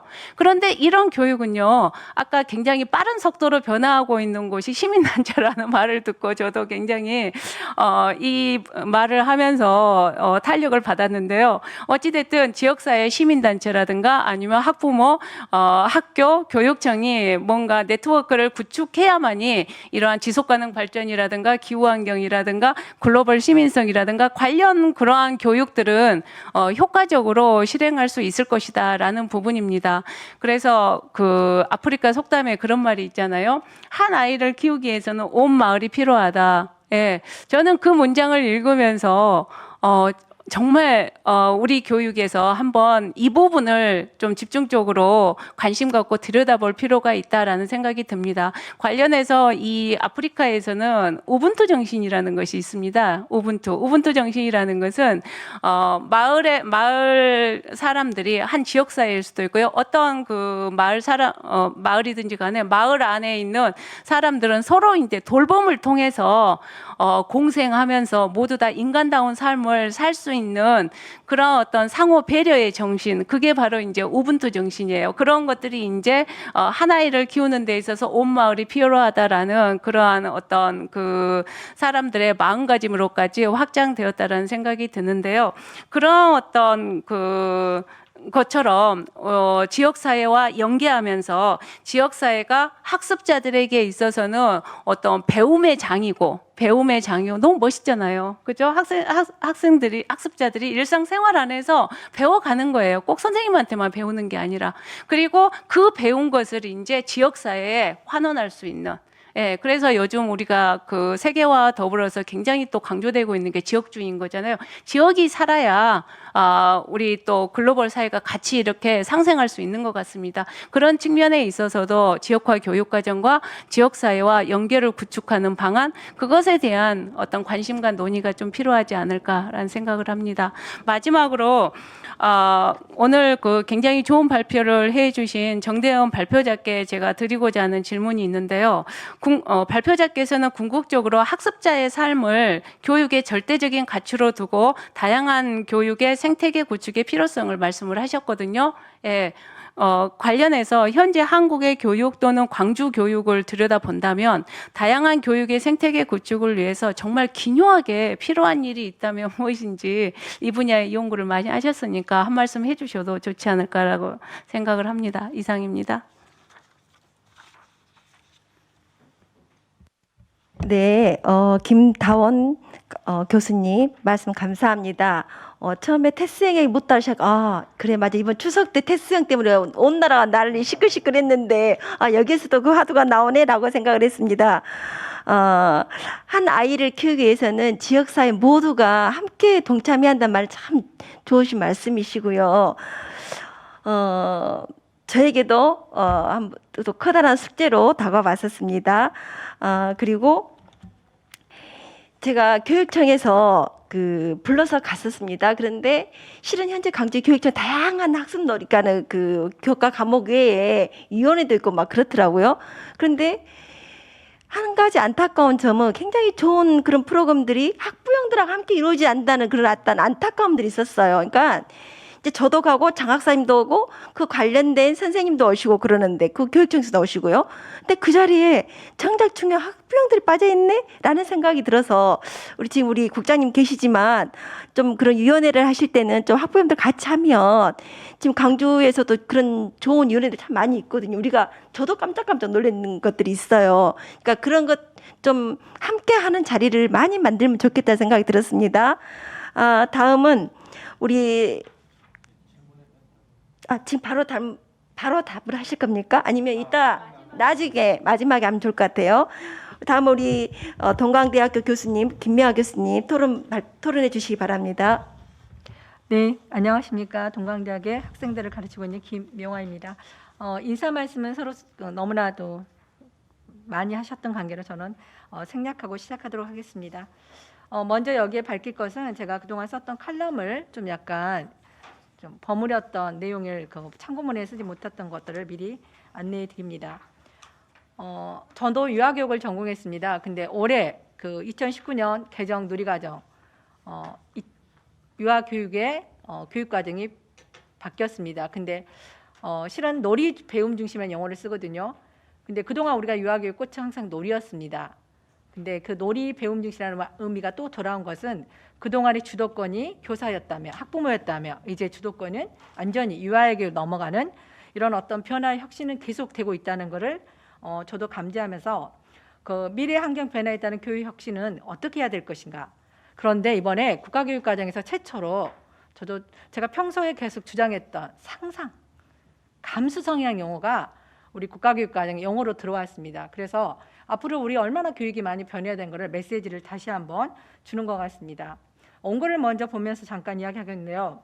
미국 교육은 내 안에 있는 것을 무엇인가를 궁금해한다면 한국 교육은 내 안에 무엇을 넣어야 할 것인가를 고민하는 것이 가장 큰 차이라고요. 이 이야기는 어떤 이야기냐면요. 박윤영이라는 여덟단의 한국과 미국에서 교육을 받는 미술작가 서도우 씨의 인터뷰입니다. 근데 이것도 벌써 좀 오래된 이야기인데요. 근데 중요한 거는 우리 학교 교육 현장이 지금 많이 변하고 있거든요. 근데 제가 최근에 그 TV 프로그램을 봤습니다. 그 신동엽이가 그 하고 있는 공부가 뭐니라는 프로그램에 테니스 선수인 가족이 미국에서 한국으로 다시 들어왔더라고요. 그런데 그 자녀 3명 중에 한 명이 뭘 걱정하느냐면요. 엄마, 내가 학교에 가서 질문하면 선생님한테 혼나? 아직까지 대한민국 교육을 그렇게 생각하고 있다는 거죠, 외부에서. 그래서 우리가 먼저 그동안 그렇게 질문 교육을 하고 있는데 아직까지 대한민국 교육은 구조화가 되어 있다는 걸 인식한다는 거 우리가 교육계가 한번 생각해 볼 것 가져이고요. 저는 최근에 항상 수업을 하면서 첫 시간에는 대학생들과 함께 질문 게임을 합니다. 이 질문 게임은 어떤 거냐면 서로 상대방에게 질문만 하는 거예요. 대답을 하는 사람이 집니다. 그다음 떡볶이를 사든 커피를 사든 너희들이 정하렴. 그래서 학생들에게 보통 2분 정도, 3분 정도 시간을 주는데요. 3분도 못 돼서 1분이 못 돼서 학생들의 웃음소리가 들려옵니다. 그리고 끝나고 나서 질문을 합니다. 제가 서로 뭐 어떻게 우리가 이제 결론을 아까 웃음소리에 대한 의미들이 있겠죠. 질문이 어렵다 그러고요. 자기도 자꾸 모르게 대답을 하려고 하는 거죠. 그렇다면 우리나라 교육은 지금까지도 그렇게 능동식을 주장했지만 수동식 교육이 계속 이어져 왔다는 거 우리가 알 수가 있겠습니다. 자, 수업에 혁명이 필요합니다. 학교가 변해야 됩니다. 그러나 아직까지 학교교육의 패턴은 그대로 이어진다는 것이 우리 교육의 과제입니다. 제가 이제 원고는 대충 넘어가면서 이제 정리하겠는데요. 코로나 이후 언택트 교육이 우리가 이루어진가 대해서는 많은 학자들과 계속 이루어진다는 주장을 하고 있습니다. 그래서 이번에 6월달에 세종시에서 미래 환경 변화 교육 혁신이라는 교육 정책 네트워크 토론회가 있었다고 합니다. 원강현 국가과학기술원구의 이사장은 불확실성 시대의 교육 혁신이라는 주제에 지금 우리 사회는 엄청난 변화를 하였다. 그러나 학교는 변한 것이 없다. 그래서 앞으로의 어떤 미래 인재는 하이브리드형 교육, 하이브리드형 인간이라는 말을 했더라고요. 그러니까 제가 하이브리드 원인을 찾아봤더니 잡종형 인간. 그러니까 어떻게 생각하면 통합, 통섭, 융합형 인재라고 할 수 있습니다. 그러면서 뭘 이야기했냐면요. 앞으로 우리 교육에 있어서 국가기술원장은 인간은 기계를 소유한 사람, 기계가 하지 못하는 것을 할 수 있는 사람, 기계가 하기 싫어하는 일을 해야 하는 사람으로 우리가 나누어 줄 것을 이야기했습니다. 그렇다면 우리는 어떤 교육을 해야 될 것인가라고 결론을 내려줬는데 인간은 기계가 하지 못하는 것을 할 수 있는 것이라고 이제 정의해 줬습니다. 그렇다면 우리나라의 교육의 어떤 방향들이 교육 현장의 실제적으로 있어서 어떻게 변할까 많은 이제 고민들이 필요로 할 것입니다. 51페이지로 넘어가면요. 제가 이 자료를 보면서 하나 조사를 했더니 코로나19로 교육 현장 있잖아요. 갑자기 언택트 수업이 들어왔습니다. 저도 실제로 수업하면서 많이 힘들었던 게 뭐냐면요.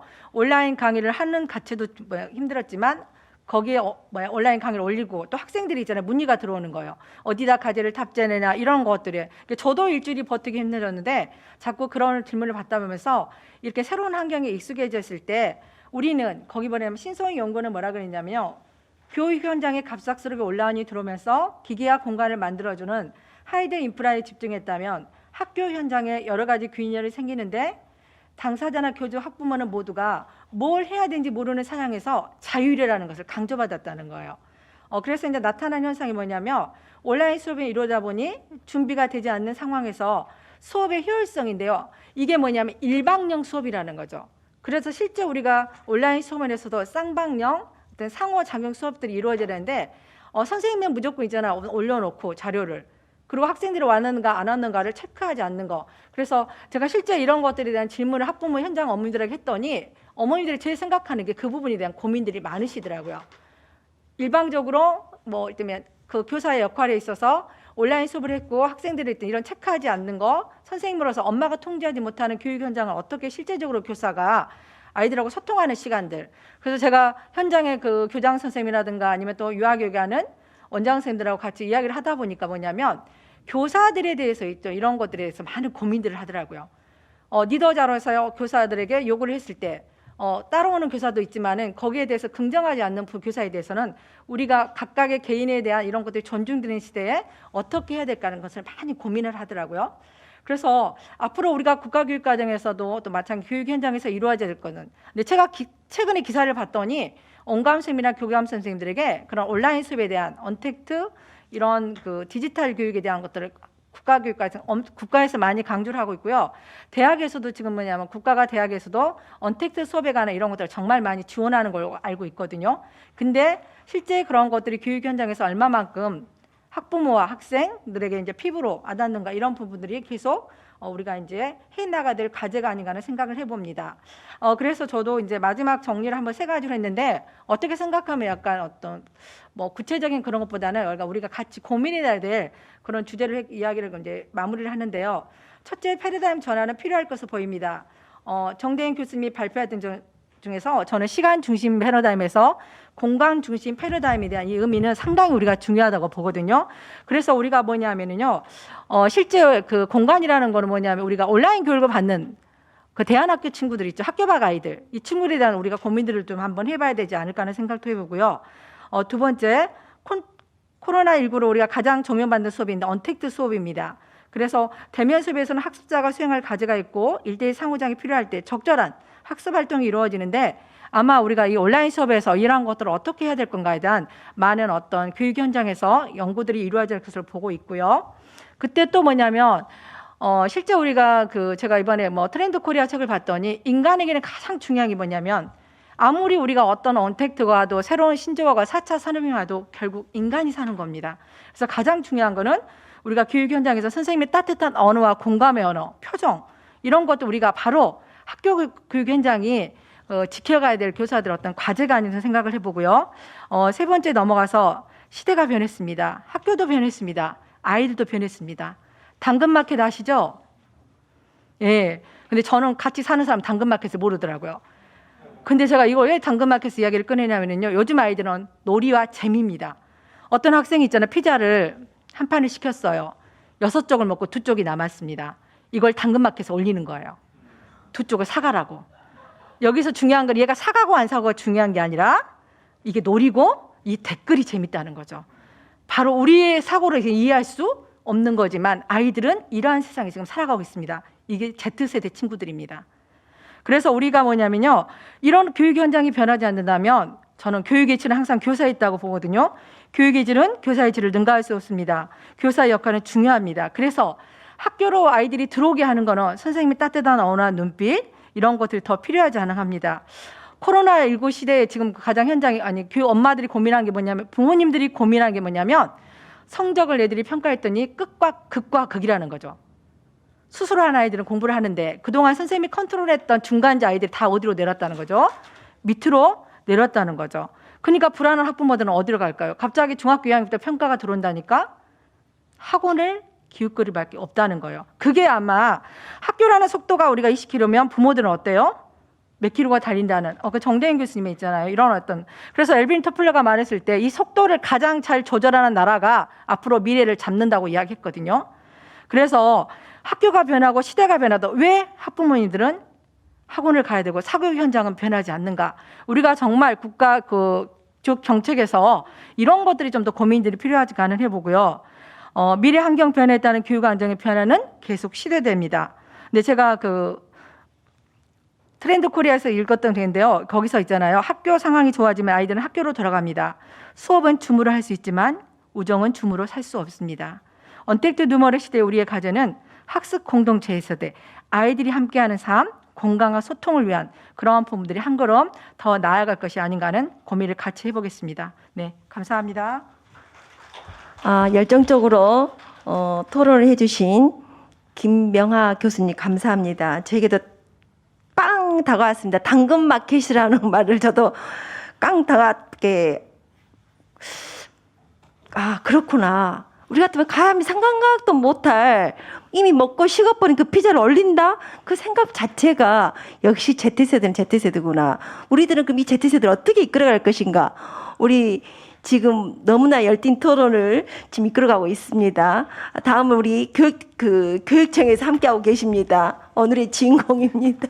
박철영 작가님 부탁드립니다. 네, 안녕하십니까. 광주광역시 교육청에서 저는 그 학생들의 학사 업무를 주로 담당하고 있는 장학관 역할을 하고 있습니다. 이번 코로나 시대를 겪으면서 아마 여기 학부모님들께서도 저희한테 혹시 전화하신 분들 계실 겁니다. 학생들의 건강이 우선이냐, 학교에 나오는 게 우선이냐, 이걸 가지고 매일 갈등하면서 다음 주에는 몇 분의 몇의 학생들을 등교시킬 것인지 정말 우리 여기 계시는 국장님과 더불어서 매번 고민하면서 사실 이번 그 1년을 보내고 있는데요. 정말 어찌 보면은 저희가 한 번도 상상하지 못했던 매일 학교 나와서 수업 받는 게 정상인 아이들의 모습을 항상 이렇게 그대로 그게 정상인 줄 알았는데 아이들이 전면 원격 수업을 이루어지고 또 원격과 등교가 이렇게 병행되고 이런 상황 속에서 사실은 많은 이렇게 혼란을 드린 점 먼저 우리 부모님들께 죄송하다는 말씀드립니다. 오늘 그 발제하신 정대윤 교수님이나 지금 토론에 참여하신 모든 토론자님께서 학교 교육 변해야 된다, 패러다임이 바뀌어야 된다. 정말 이것에 적극 저희가 공감을 하고요. 학교가 15km고 우리 교육청 같은 행정기관이 40km다. 이 지적도 정말 뼈아프게 받아들입니다. 그래서 저희 광주교육청에서는 정말 15km인 학교, 40km인 우리 교육청 어쩌면 좀이라도 좀 속도를 좀 잘 내보자라는 그런 사실 고민들을 매번 하고 있습니다. 그래서 우리 교육청에서도 그 광주 미래교육 자문 추진단을 이렇게 구성을 해서요.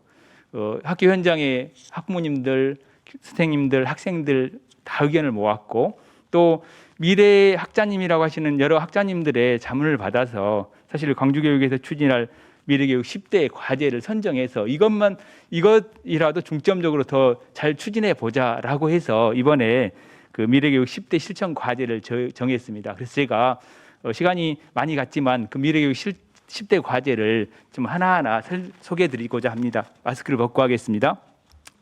사실은 학교 교육의 본질이 무엇을 어떻게 배울 것이냐라는 교육과정의 문제이거든요. 그래서 사실 패러다임의 전환에 관한 우리 정대영 교수님이나 김다운 교수님의 지역화 교육과정 이런 얘기들을 참 많이 하셨는데요. 이번 방금 토론자님께서도 이번 코로나 상황에서 가장 큰 문제가 그 학생들의 자기 주도적 학습력이었습니다. 그러니까 자기 주도성이 높은 학생들은 오히려 이 시기에 자기에게 맞는 공부를 할 수 있다. 시간과 공간을 초월해서.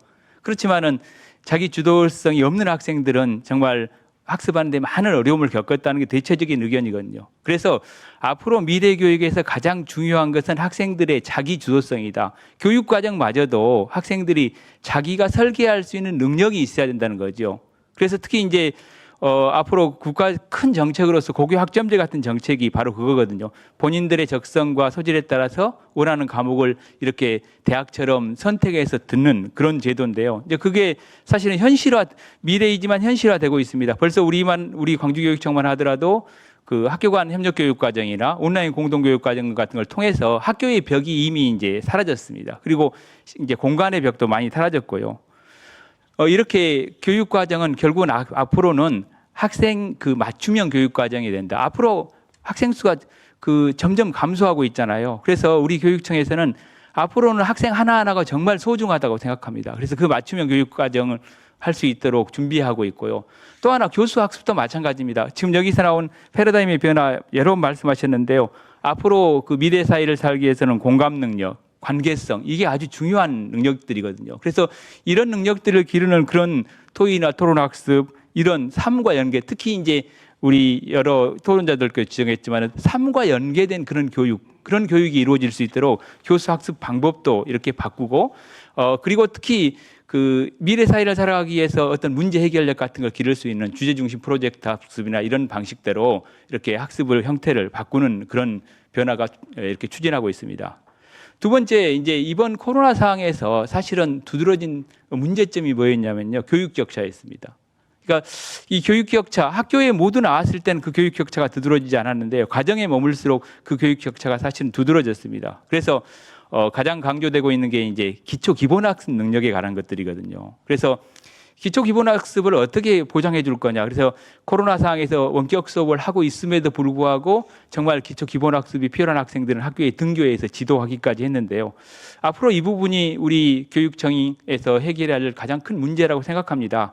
근데 이제 다행히 AI, 인공지능 시대가 점점점 더 오래하고 있는데요. 인공지능 시대의 가장 그 장점은 학생 맞춤형 교육이 가능하다는 거죠. 그래서 앞으로 우리 교육청에서는 학생들의 기초학력, 특히 기초학력을 진단하고 그것을 기초학습을 기르고 이것들을 할 수 있는 인공지능 시스템들이 점점 구축이 되어가고 있는데 거기에 가장 앞장서서 우리 교육청에서 이렇게 추진할 계획입니다.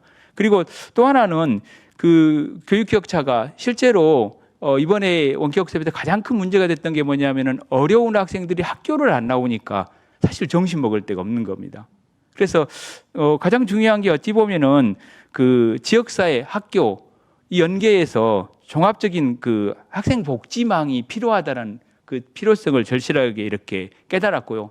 특히 이 코로나 상황에서 우리 지역에도 다문화 학생들이 꽤 많이 살고 있는데 그 다문화 학생들에 대한 특별한 그 관심과 그다음에 지원이 필요하다는 그런 생각도 해봤습니다. 세 번째는 이 4차 산업혁명이 되면서 교육에 에듀케이션에 테크놀로지가 들어온 에듀테크 시대가 됐습니다.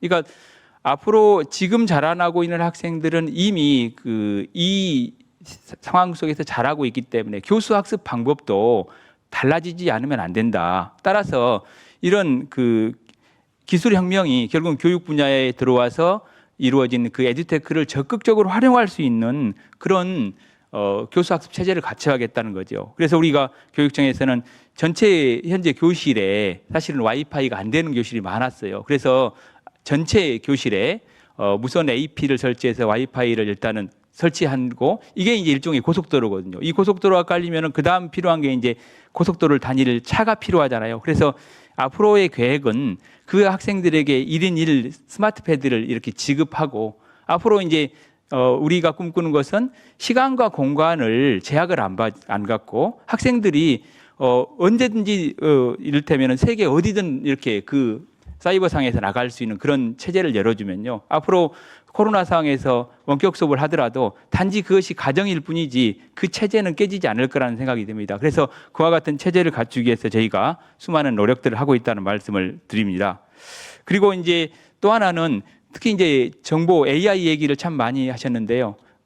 앞으로 우리 교육에서 AI 역할은 아주 커지고요. 우리가 지금 현재 가르치고 있는 학생들은 살아갈 세상에서는 AI의 역할이 아주 커질 겁니다. 그래서 AI 활용 교육이 아주 중요한 어떤 교육적 화두로 떠올랐기 때문에 우리 교육청에서는 AI 교육센터를 저희가 2024년 3월까지 건립을 해서 정말로 거기에서는 그 체험이나 그다음에 AI를 실제로 활용하고 체험할 수 있는 그런 공간들로 활용을 하려고 합니다. 근데 이제 여기 그 정보통신 활용 교육이나 이런 걸 하다 보면은 가장 우려되는 게 사실은 정보화의 역기능입니다. 저희가 지금 원격 시대에서 이렇게 느끼는 바인데요. 이 정보화의 역기능을 어떻게 하면 막을 수 있을 것인지. 그래서 정보화의 어떤 역기능을 방지하게 하는 그런 교육들도 우리 교육청에서는 중요하게 생각하고 있습니다. 또 하나 그 정부에서는 뉴딜 정책으로 그 학교의 뉴딜 정책으로 그린 스마트 스쿨을 지금 추진하고 있는데요. 공간에 대한 시간에 대한 그 상황에서 공간으로 바뀐다. 이 공간 학교고 학생들이 생활하는 공간은 아주 중요하다고 생각합니다. 사실 우리 교육청에서는 몇 년 전부터 아지트 사업을 해서 학교 공간 구성 사업을 하고 있습니다. 그러니까 이게 뭐냐면은 학생들, 선생님들, 학교를 이루는 구성원들이 그 학교의 어떤 그 실을 학교의 공간을 꾸미는데 그 사람들이 설계하는 거죠. 그래서 그 설계하는데 전문가들이 참여해서 하는 그런 사업들을 펼쳐왔었는데요. 앞으로 우리 교육청에서는 그린 스마트 스쿨을 통해서 학생들이 스스로 설계하고 학교 구성원들이 설계해서 그 구성해 나가는 그런 공간들을 이렇게 꾸려갈 계획입니다. 그리고 그 또 하나 그 학교 안전망 구축이 또 중요한 화두로 떠올랐습니다. 이번에 그 코로나 상황에서 학생들이 등교를 못하고 원격 수업을 하게 되는데요. 근본적으로 학교의 안전망이 구축돼야겠다라는 그런 생각들을 갖고 있어서요. 방역 전문가나 지자체 보건소 등과 연계해서 입체적인 학교의 그 방역 시스템을 이렇게 구축을 하고 이 속에서 한 학생이라도 소외됨이 없어야겠다라는 생각을 하거든요. 특히 원격 수업을 하든 등교 수업을 하든 그 이렇게 소외된 학생이 있어서는 안 되겠다. 특히 아동 학대 이런 상황들이 심심치 않게 이렇게 나오는데요. 이걸 어떻게 하면 조기에 발견해서 예방할 것인지 이런 시스템도 갖추기 위해서 노력하겠습니다. 그리고 또 하나 그 올여름 겪으면서 저희 공통적으로 느꼈던 게 그 어마어마한 집중호우 보셨겠습니까? 그다음에 태풍. 근데 이게 사실은 기후 위기가 이제 먼 미래의 얘기가 아니라 벌써 이제 현실에 딱 와닿다는 느낌을 받을 수밖에 없잖아요. 그래서 사실 학교에서 우리 자라나는 학생들에게 기후 교육, 기후 위기에 관한 대응 교육을 시키는 것은 아주 중요하다고 생각하고요. 우리 교육청에서는 그 기후 환경 협력팀이라는 팀을 하나 2학기 9월달에 신설해서 그 팀에서 그 학생들이 삶과 연계되는 기후 문제 해결하기 위해서 실천 중심 환경 교육을 열심히 시키고 있습니다. 그래서 앞으로 우리가 지역사회와 협력해서 이런 환경 교육 특히 중요하다고 생각합니다. 또 하나는 이 코로나 상황이 참 어려운 상황인 것 같아요. 우리 교육청에 걸려오는 민원 전화 저희 들어보면은 이 사회가 현재 얼마나 어렵다는 것을 제가 느낄 수가 있습니다. 그래서 수많은 사회적 갈등들이 일어나고 있는데요. 그래서 이런 수많은 사회적 갈등들을 이렇게 해결하기 위해서는 공존과 상생을 위한 공동체성과 시민성이 함양돼야 되는데요. 그러기 위해서는 민주시민교육이 참 중요하다고 생각합니다. 그래서 우리 교육청에서는 특히나 우리 지역은 5.18 민주화 운동 참 그 빛나는 5.18 민주화 운동 세대들이잖아요. 그래서 그런 정신들을 이어서 정말 앞으로 정말 인간의 가치나 존엄성이나 그다음에 자유와 평등 또 노동인권의 가치 이런 것들을 좀 가진 그런 학생들로 기르기 위해서 민주시민교육을 더욱 강화하도록 하겠습니다. 그리고 또 하나 학교라는 게 학교를 구성하고 있는 여러 구성은 학생이 가장 중요하죠. 그다음에 학부모도 계시고 교직원도 있습니다. 이번 코로나 상황에서 보면은 능동적으로 이 학교 자치가 형성이 돼야 된다라는 것을 다시 한번 깨닫게 된 거죠. 그래서 앞으로 학교 자치 문화를 형성하는 데 더욱 발달시키겠고요. 그다음에 어떤 토론자께서 말씀하신 것처럼 이런 모든 학교의 사항들을 가장 사실은 학교 교육에 가장 많은 영향을 미치는 독립변이 사실 제가 봤을 때는 교사 요인이라고 보거든요. 그래서 선생님들이 이와 같은 미래의 교육을 추진할 수 있는 역량을 기를 수 있도록 교원 역량 강화, 특히 교사 네트워크를 강화하고 지원센터도 두고 그다음에 전문적 학습 공동체 등을 통해서 교사의 역량 강화를 위해서 정말 힘쓰도록 하겠습니다. 정말 어려운 시기에 이 코로나가 우리의 교육의 본질에 대해서 다시 한번 생각하게 하는 좋은 기회였다고 생각하고요.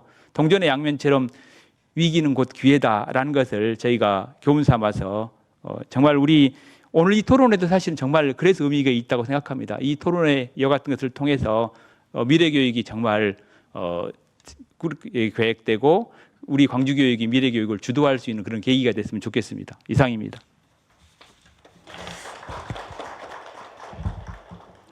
우리 박철영 장학관님께서는 하고 싶은 말씀 참 많으신 것 같은데 생략을 해주신 것 같아요. 저도 방금 들어서 깜짝 놀랐습니다. 2024년까지 AI 교육센터를 하신다셔서 나름의 그래도 타 더시보다는 그래도 우리 광주시와 교육청이 참 발빠르게 움직이겠구나라는 생각도 들었고요. 또 무엇보다도 민주시민 교육의 중요성과 또 능동적으로 학교의 자치 문화가 필요하다라는 것에 대해서 너무너무 감사하게 느끼고요. 또 위기는 곧 기회다. 정말 요즘 누가 그러더라고요. 지금 현재 이 상황을 2025년으로 생각을 해야 맞다는 거예요. 그러니까 코로나로 인해서 너무 빨리 모든 것이 빨리 와닿아가지고 이미 우리는 5년을 더 먼저 뭐라 그래야 돼? 대출받아서 번다 그래 산다 그럴까요? 그런 느낌인 것 같아요. 그래서 다행히도 교육청에서 그만큼 빨리 모든 것을 시스템적으로 바꿔가려고 노력하는 것과 또 저에게도 하나 와닿았던 게 그 학생 복지망이 정말 무엇보다 요즘처럼 절실하게 필요한 데가 없었다 그래서 저에게도 숙제로 다가왔습니다. 다시 한번 감사드립니다. 그럼 지금부터는 질의와 그 응답 시간을 갖도록 하겠습니다. 좀 전에 우리 이제 먼저 질의를 먼저 해주신 부분이 계셔요. 그에 대해서 답변해 주시기 바랍니다. 네, 근데 공통적으로 지금 계속 말씀하시고 있는 것이 교육을 학교하고 동일시 여기고 있는 거. 여기 이게 지금 제가 아까도 모두에 말씀드렸지만 우리 교육은 혁명적 수준의 변화를 말씀드렸습니다. 근데 이 혁명적 수준의 변화라는 것은 기존에 갖고 있던 것들 다 뒤집어 엎은다는 말이거든요. 기존에 맞았다고 생각됐던 것들 다 낯설게 보고 이런 부분이 있을 때 그래서 뭐 교육의 질은 교사의 질을 능가할 수 없다 해가지고 모든 교육의 어떤 모든 책임을 교사한테 전가시킬 수도 있죠. 잘못하면. 근데 결국에 아까 말씀드린 대로 구조주의적인 패러다임이 등장하고 그러면 교육의 질은 구조를 넘어설 수 없다 이렇게 바뀌어야 되고요. 학생 중심이란 말이 중심화되어 있는 것이 아니라 이제는 중심화되어 있는 것을 우리가 탈피해야 됩니다. 그래서 유아교육 과정에서 놀이 중심이 굉장히 위험한 중심화되는 거, 유아 중심 아니는 거죠. 제가 보기에는 뭔가 중심이 돼버리면 주변화가 생길 수밖에 없고 경계가 생길 수밖에 없습니다. 교육 현장은 교사와 아이와 학부모가 이 주체들이 누구 하나로 중심화되는 것이 아니라 함께 어우러져서 실존적인 만남을 가지고 있는 것이 교육의 현장인 것 같습니다. 그런데 우리가 지금 가지고 있는 그런 패러다임조차에는 학생 중심 이야기 나왔을 때 굉장히 전 이제 원고에는 써놨습니다. 학생들은 주체화되어 가는 과정이지 학생들이 그 공간에서 주체는 아니. 우리 현실적으로 아이들에게 주체다고 말하지만 그게 진짜 주체로서 역할을 하느냐는 거죠. 말만 주체라고 하지만 뭐 배울 거 시간표 전부 다 선생님들이 다 따고 줘놓고 나서 학생 중심 그렇게 자꾸 말만 하면 그게 진짜 학생 중심이 되는 건 아니죠. 그러면 우리가 솔직하게 말을 해야죠. 그 공간은 학생만 중심이 되는 것이 아니라 엄마도 중심이 되고 학생도 중심이 되고 그리고 선생님도 중심이 되는 모든 주체가 실존적인 만남이 되는 곳이다. 이렇게 이야기해야 되는 부분이 있는 것 같습니다. 아까 말씀드렸던 것 중에 이제 하나가 4차 산업혁명 이야기를 했는데요. 우리 사회가 1차 산업혁명과 2차 산업혁명 때 그때는 공자활 맹자활 했습니다. 공자님 맹자활 하면서 그때 이공계를 잡학이라고 했죠. 그리고 1차 산업혁명을 기계혁명이라고 하면 2차 산업혁명을 전기혁명이라고 합니다. 잡학이라고 그 당시에 오늘은 제가 PPT 지금 안 띄워졌었는데요. 1925년도 동아일보를 보면 공업 입국을 논하노라고 했습니다. 나라를 빼앗겨 있는 상황에서도 우리 지식인들은 그 당시도 이공계 공업을 해야 된다고 난리 났었죠. 그래서 제가 예전에 이제 한번 어떤 대학에서 강의를 하거나 그랬을 때 4차 산업혁명에서는 그 뭐가 필요하냐 그랬을 때 제가 웃으면서 그랬습니다. 아마 딴따라 아닐까? 그랬습니다. 그 다음 세기는 예체능이 아닐까? 그랬죠. 그 다음 세대를 끌고 가는 세대는 예체능이 아니. 그 당시 이공계가 그런 대접 받았죠. 이공계 잡학 이렇게 생각했고 전부 다 고시 합격이니 뭐 공자활 맹자활 했던 시대죠. 앞으로 미래 사회는 어떻게 될까? 예민한 사람들 저는 딴따라 생각합니다. 예체능의 시대라고 생각합니다.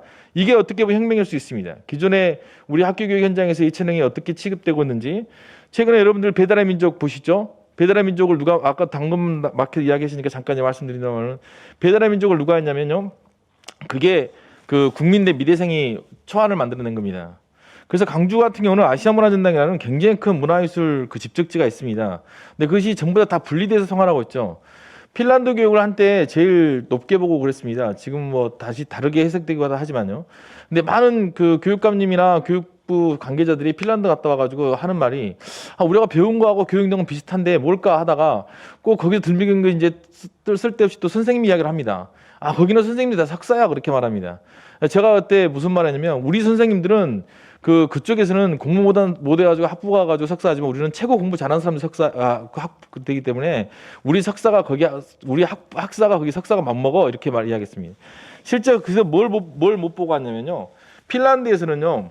20대 후반에 30대 초반에 교육부 장관이 등장해가지고 핀란드는 스웨덴과 그 러시아의 속국이었습니다. 500년간 그 나라의 속국이었죠.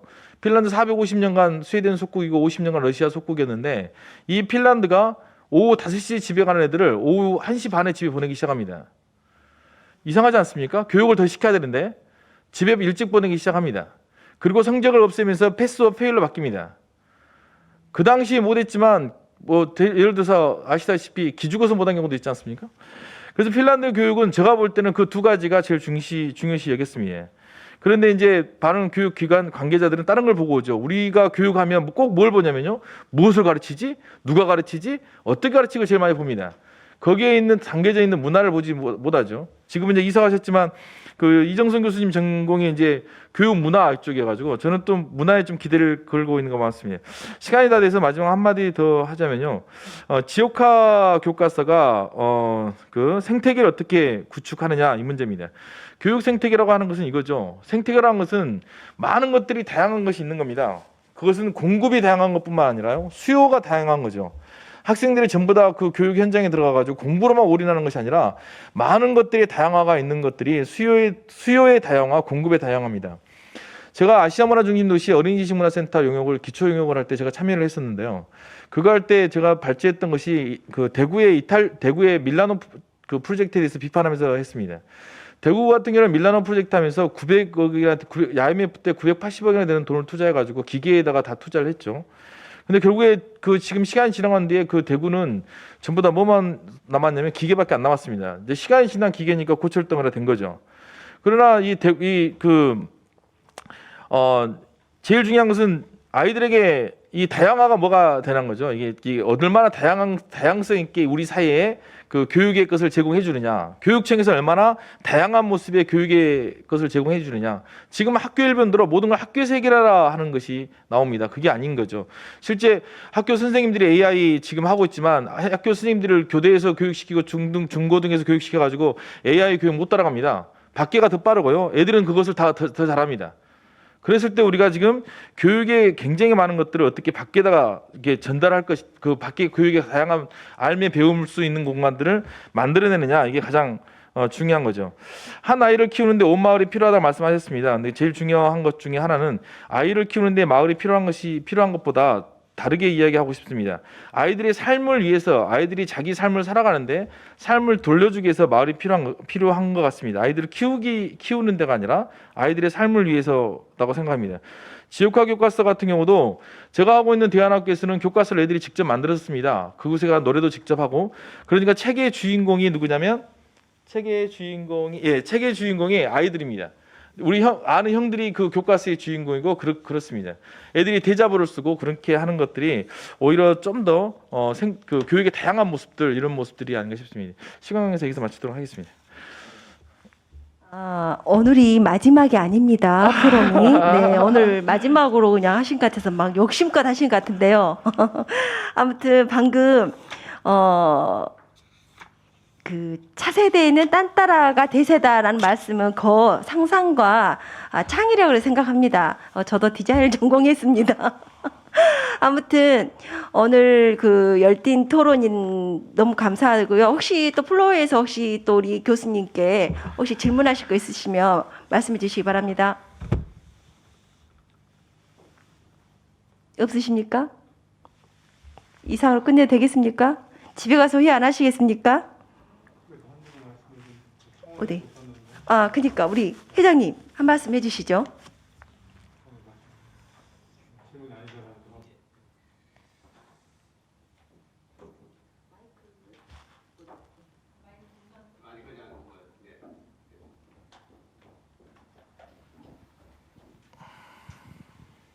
예, 오늘 정말 잘 들었습니다. 그리고 박철영 장학관님께서 우리 강주 교육에 대해서 설명을 해주셨는데, 저도 경남교육청에서 교육국장 2년을 하고 교육장을 하고 강주에 국장회의도 오고 해서 강주 교육의 앞섬을 잘 알고 있습니다. 오늘 많이 배우고 또 우리 경남교육도 많이 참고하도록 그래 해야 되지 않느냐. 저는 이번 나왔습니다만은 그런 생각을 합니다. 그런데 제가 이제 제대로 퇴임을 하고 학교 바로 서기 운동을 하려고 지금 합니다. 학교가 과연 지금 현재 학교가 과연 제대로 우리 학부모들이 또는 아이들이 만족할 만한 교육을 제대로 하고 있는가 하는 부분에서 제가 40년 교육에 종사한 결과 이런 여러 가지 생각들을 하게 되었습니다. 정대현 교수님께서 발표하신 내용들 학교 밖 청소년, 대안학교 그리고 이제 학교 밖에서 교육하는 그런 부분에 대한 관심 충분히 이해를 하고 또 공감을 한 부분이 있습니다. 근데 제가 현장에 있을 때 주로 얘기했던 게 학교 교육하고 우리 정부 정책하고 괴리가 굉장히 많습니다. 방금 말씀하셨듯이 정 교수님께서 주장하시고 또 연구하시고 지금 발표하신 내용이 충분히 공감이 되고 또 그렇게 되어야 됩니다만은 실제적으로 우리 중학교, 고등학교 학생들은 이제 대학을 가야 되니까 대입 제도하고는 상당한 괴리가 있습니다. 학교 교육하고. 그래서 제가 현장에 있을 때는 아예 수능 제도를 없애면 어떻습니까? 라고 제가 교육부 장관께 직접 질문한 적도 있습니다. 왜냐하면 수능이라는 이것 때문에 특히 고등학교 교육은 완전 파행이 되거든요. 그래서 좀 엉뚱한 얘기지만은 그렇게까지 얘기를 한 적이 있습니다. 그래서 앞으로 우리 학교 교육과 또 저 경남에서는 마을 공동체가 해가지고 마을 학교도 이렇게 운영하고 했었는데 사회 밖 교육 이런 것들도 아주 많은 그 고민을 하고 또 그에 따른 적정한 답도 구해야 될 것으로 이렇게 생각이 됩니다. 오늘 많이 배우고 또 집에 가서 공부 많이 하겠습니다. 고맙습니다. 예. 아유, 김성곤 회장님 감사합니다. 혹시 또 멀리서 오셨는데 혹시 네 그럼 아까 좀 전에 자율성에 대해서 이야기를 했어요. 근데 요즘 그런 경우가 있답니다. 대학교 입학식 때 아니면 4학기가 바뀌었을 때 수강 신청을 엄마가 와서 하는 경우가 있답니다. 그건 결국 뭐냐면 우리가 어렸을 때부터 그 자율에 대한 훈련이 전혀 안 돼 있어서 엄마가 인도한 대로 아이가 가다 보면 대학교 가서 수강 신청을 엄마가 해야 되는 경우가 생길 수도 있을 것 같아요. 근데 오늘 전 이제 그걸 끝으로 말씀드리면서 이상으로 코로나19 이후에 우리 교육의 다양성, 모색이라는 주제로 정책 토론을 모두 마치겠습니다. 오늘 발제와 또 토론 질의응답 그리고 방청을 해주신 분들께 모두 다시 한번 감사의 말씀을 드리겠습니다. 오늘 토론회는 위드 코로나 시대 교육의 다양성에 대한 대안과 또 방향성을 모색하라는 자리였습니다. 오늘의 대한민국을 있게 한 것은 바로 교육의 힘이었고 또 앞으로도 그러려 할 것이라고 생각합니다. 어느 교육학자는 코로나19 공교육의 중요성과 또 현재 대한민국의 공교육 문제점을 이렇게 정의했습니다. 학교가 닫혔을 때 비로소 학교가 보인다라고 말씀하셨어요. 오늘 토론을 함께 해주신 모든 분께 다시 한번 감사드리면서요. 오늘 교육의 길을 묻다 제1차 정기 토론회를 이상 마치도록 하겠습니다. 감사합니다.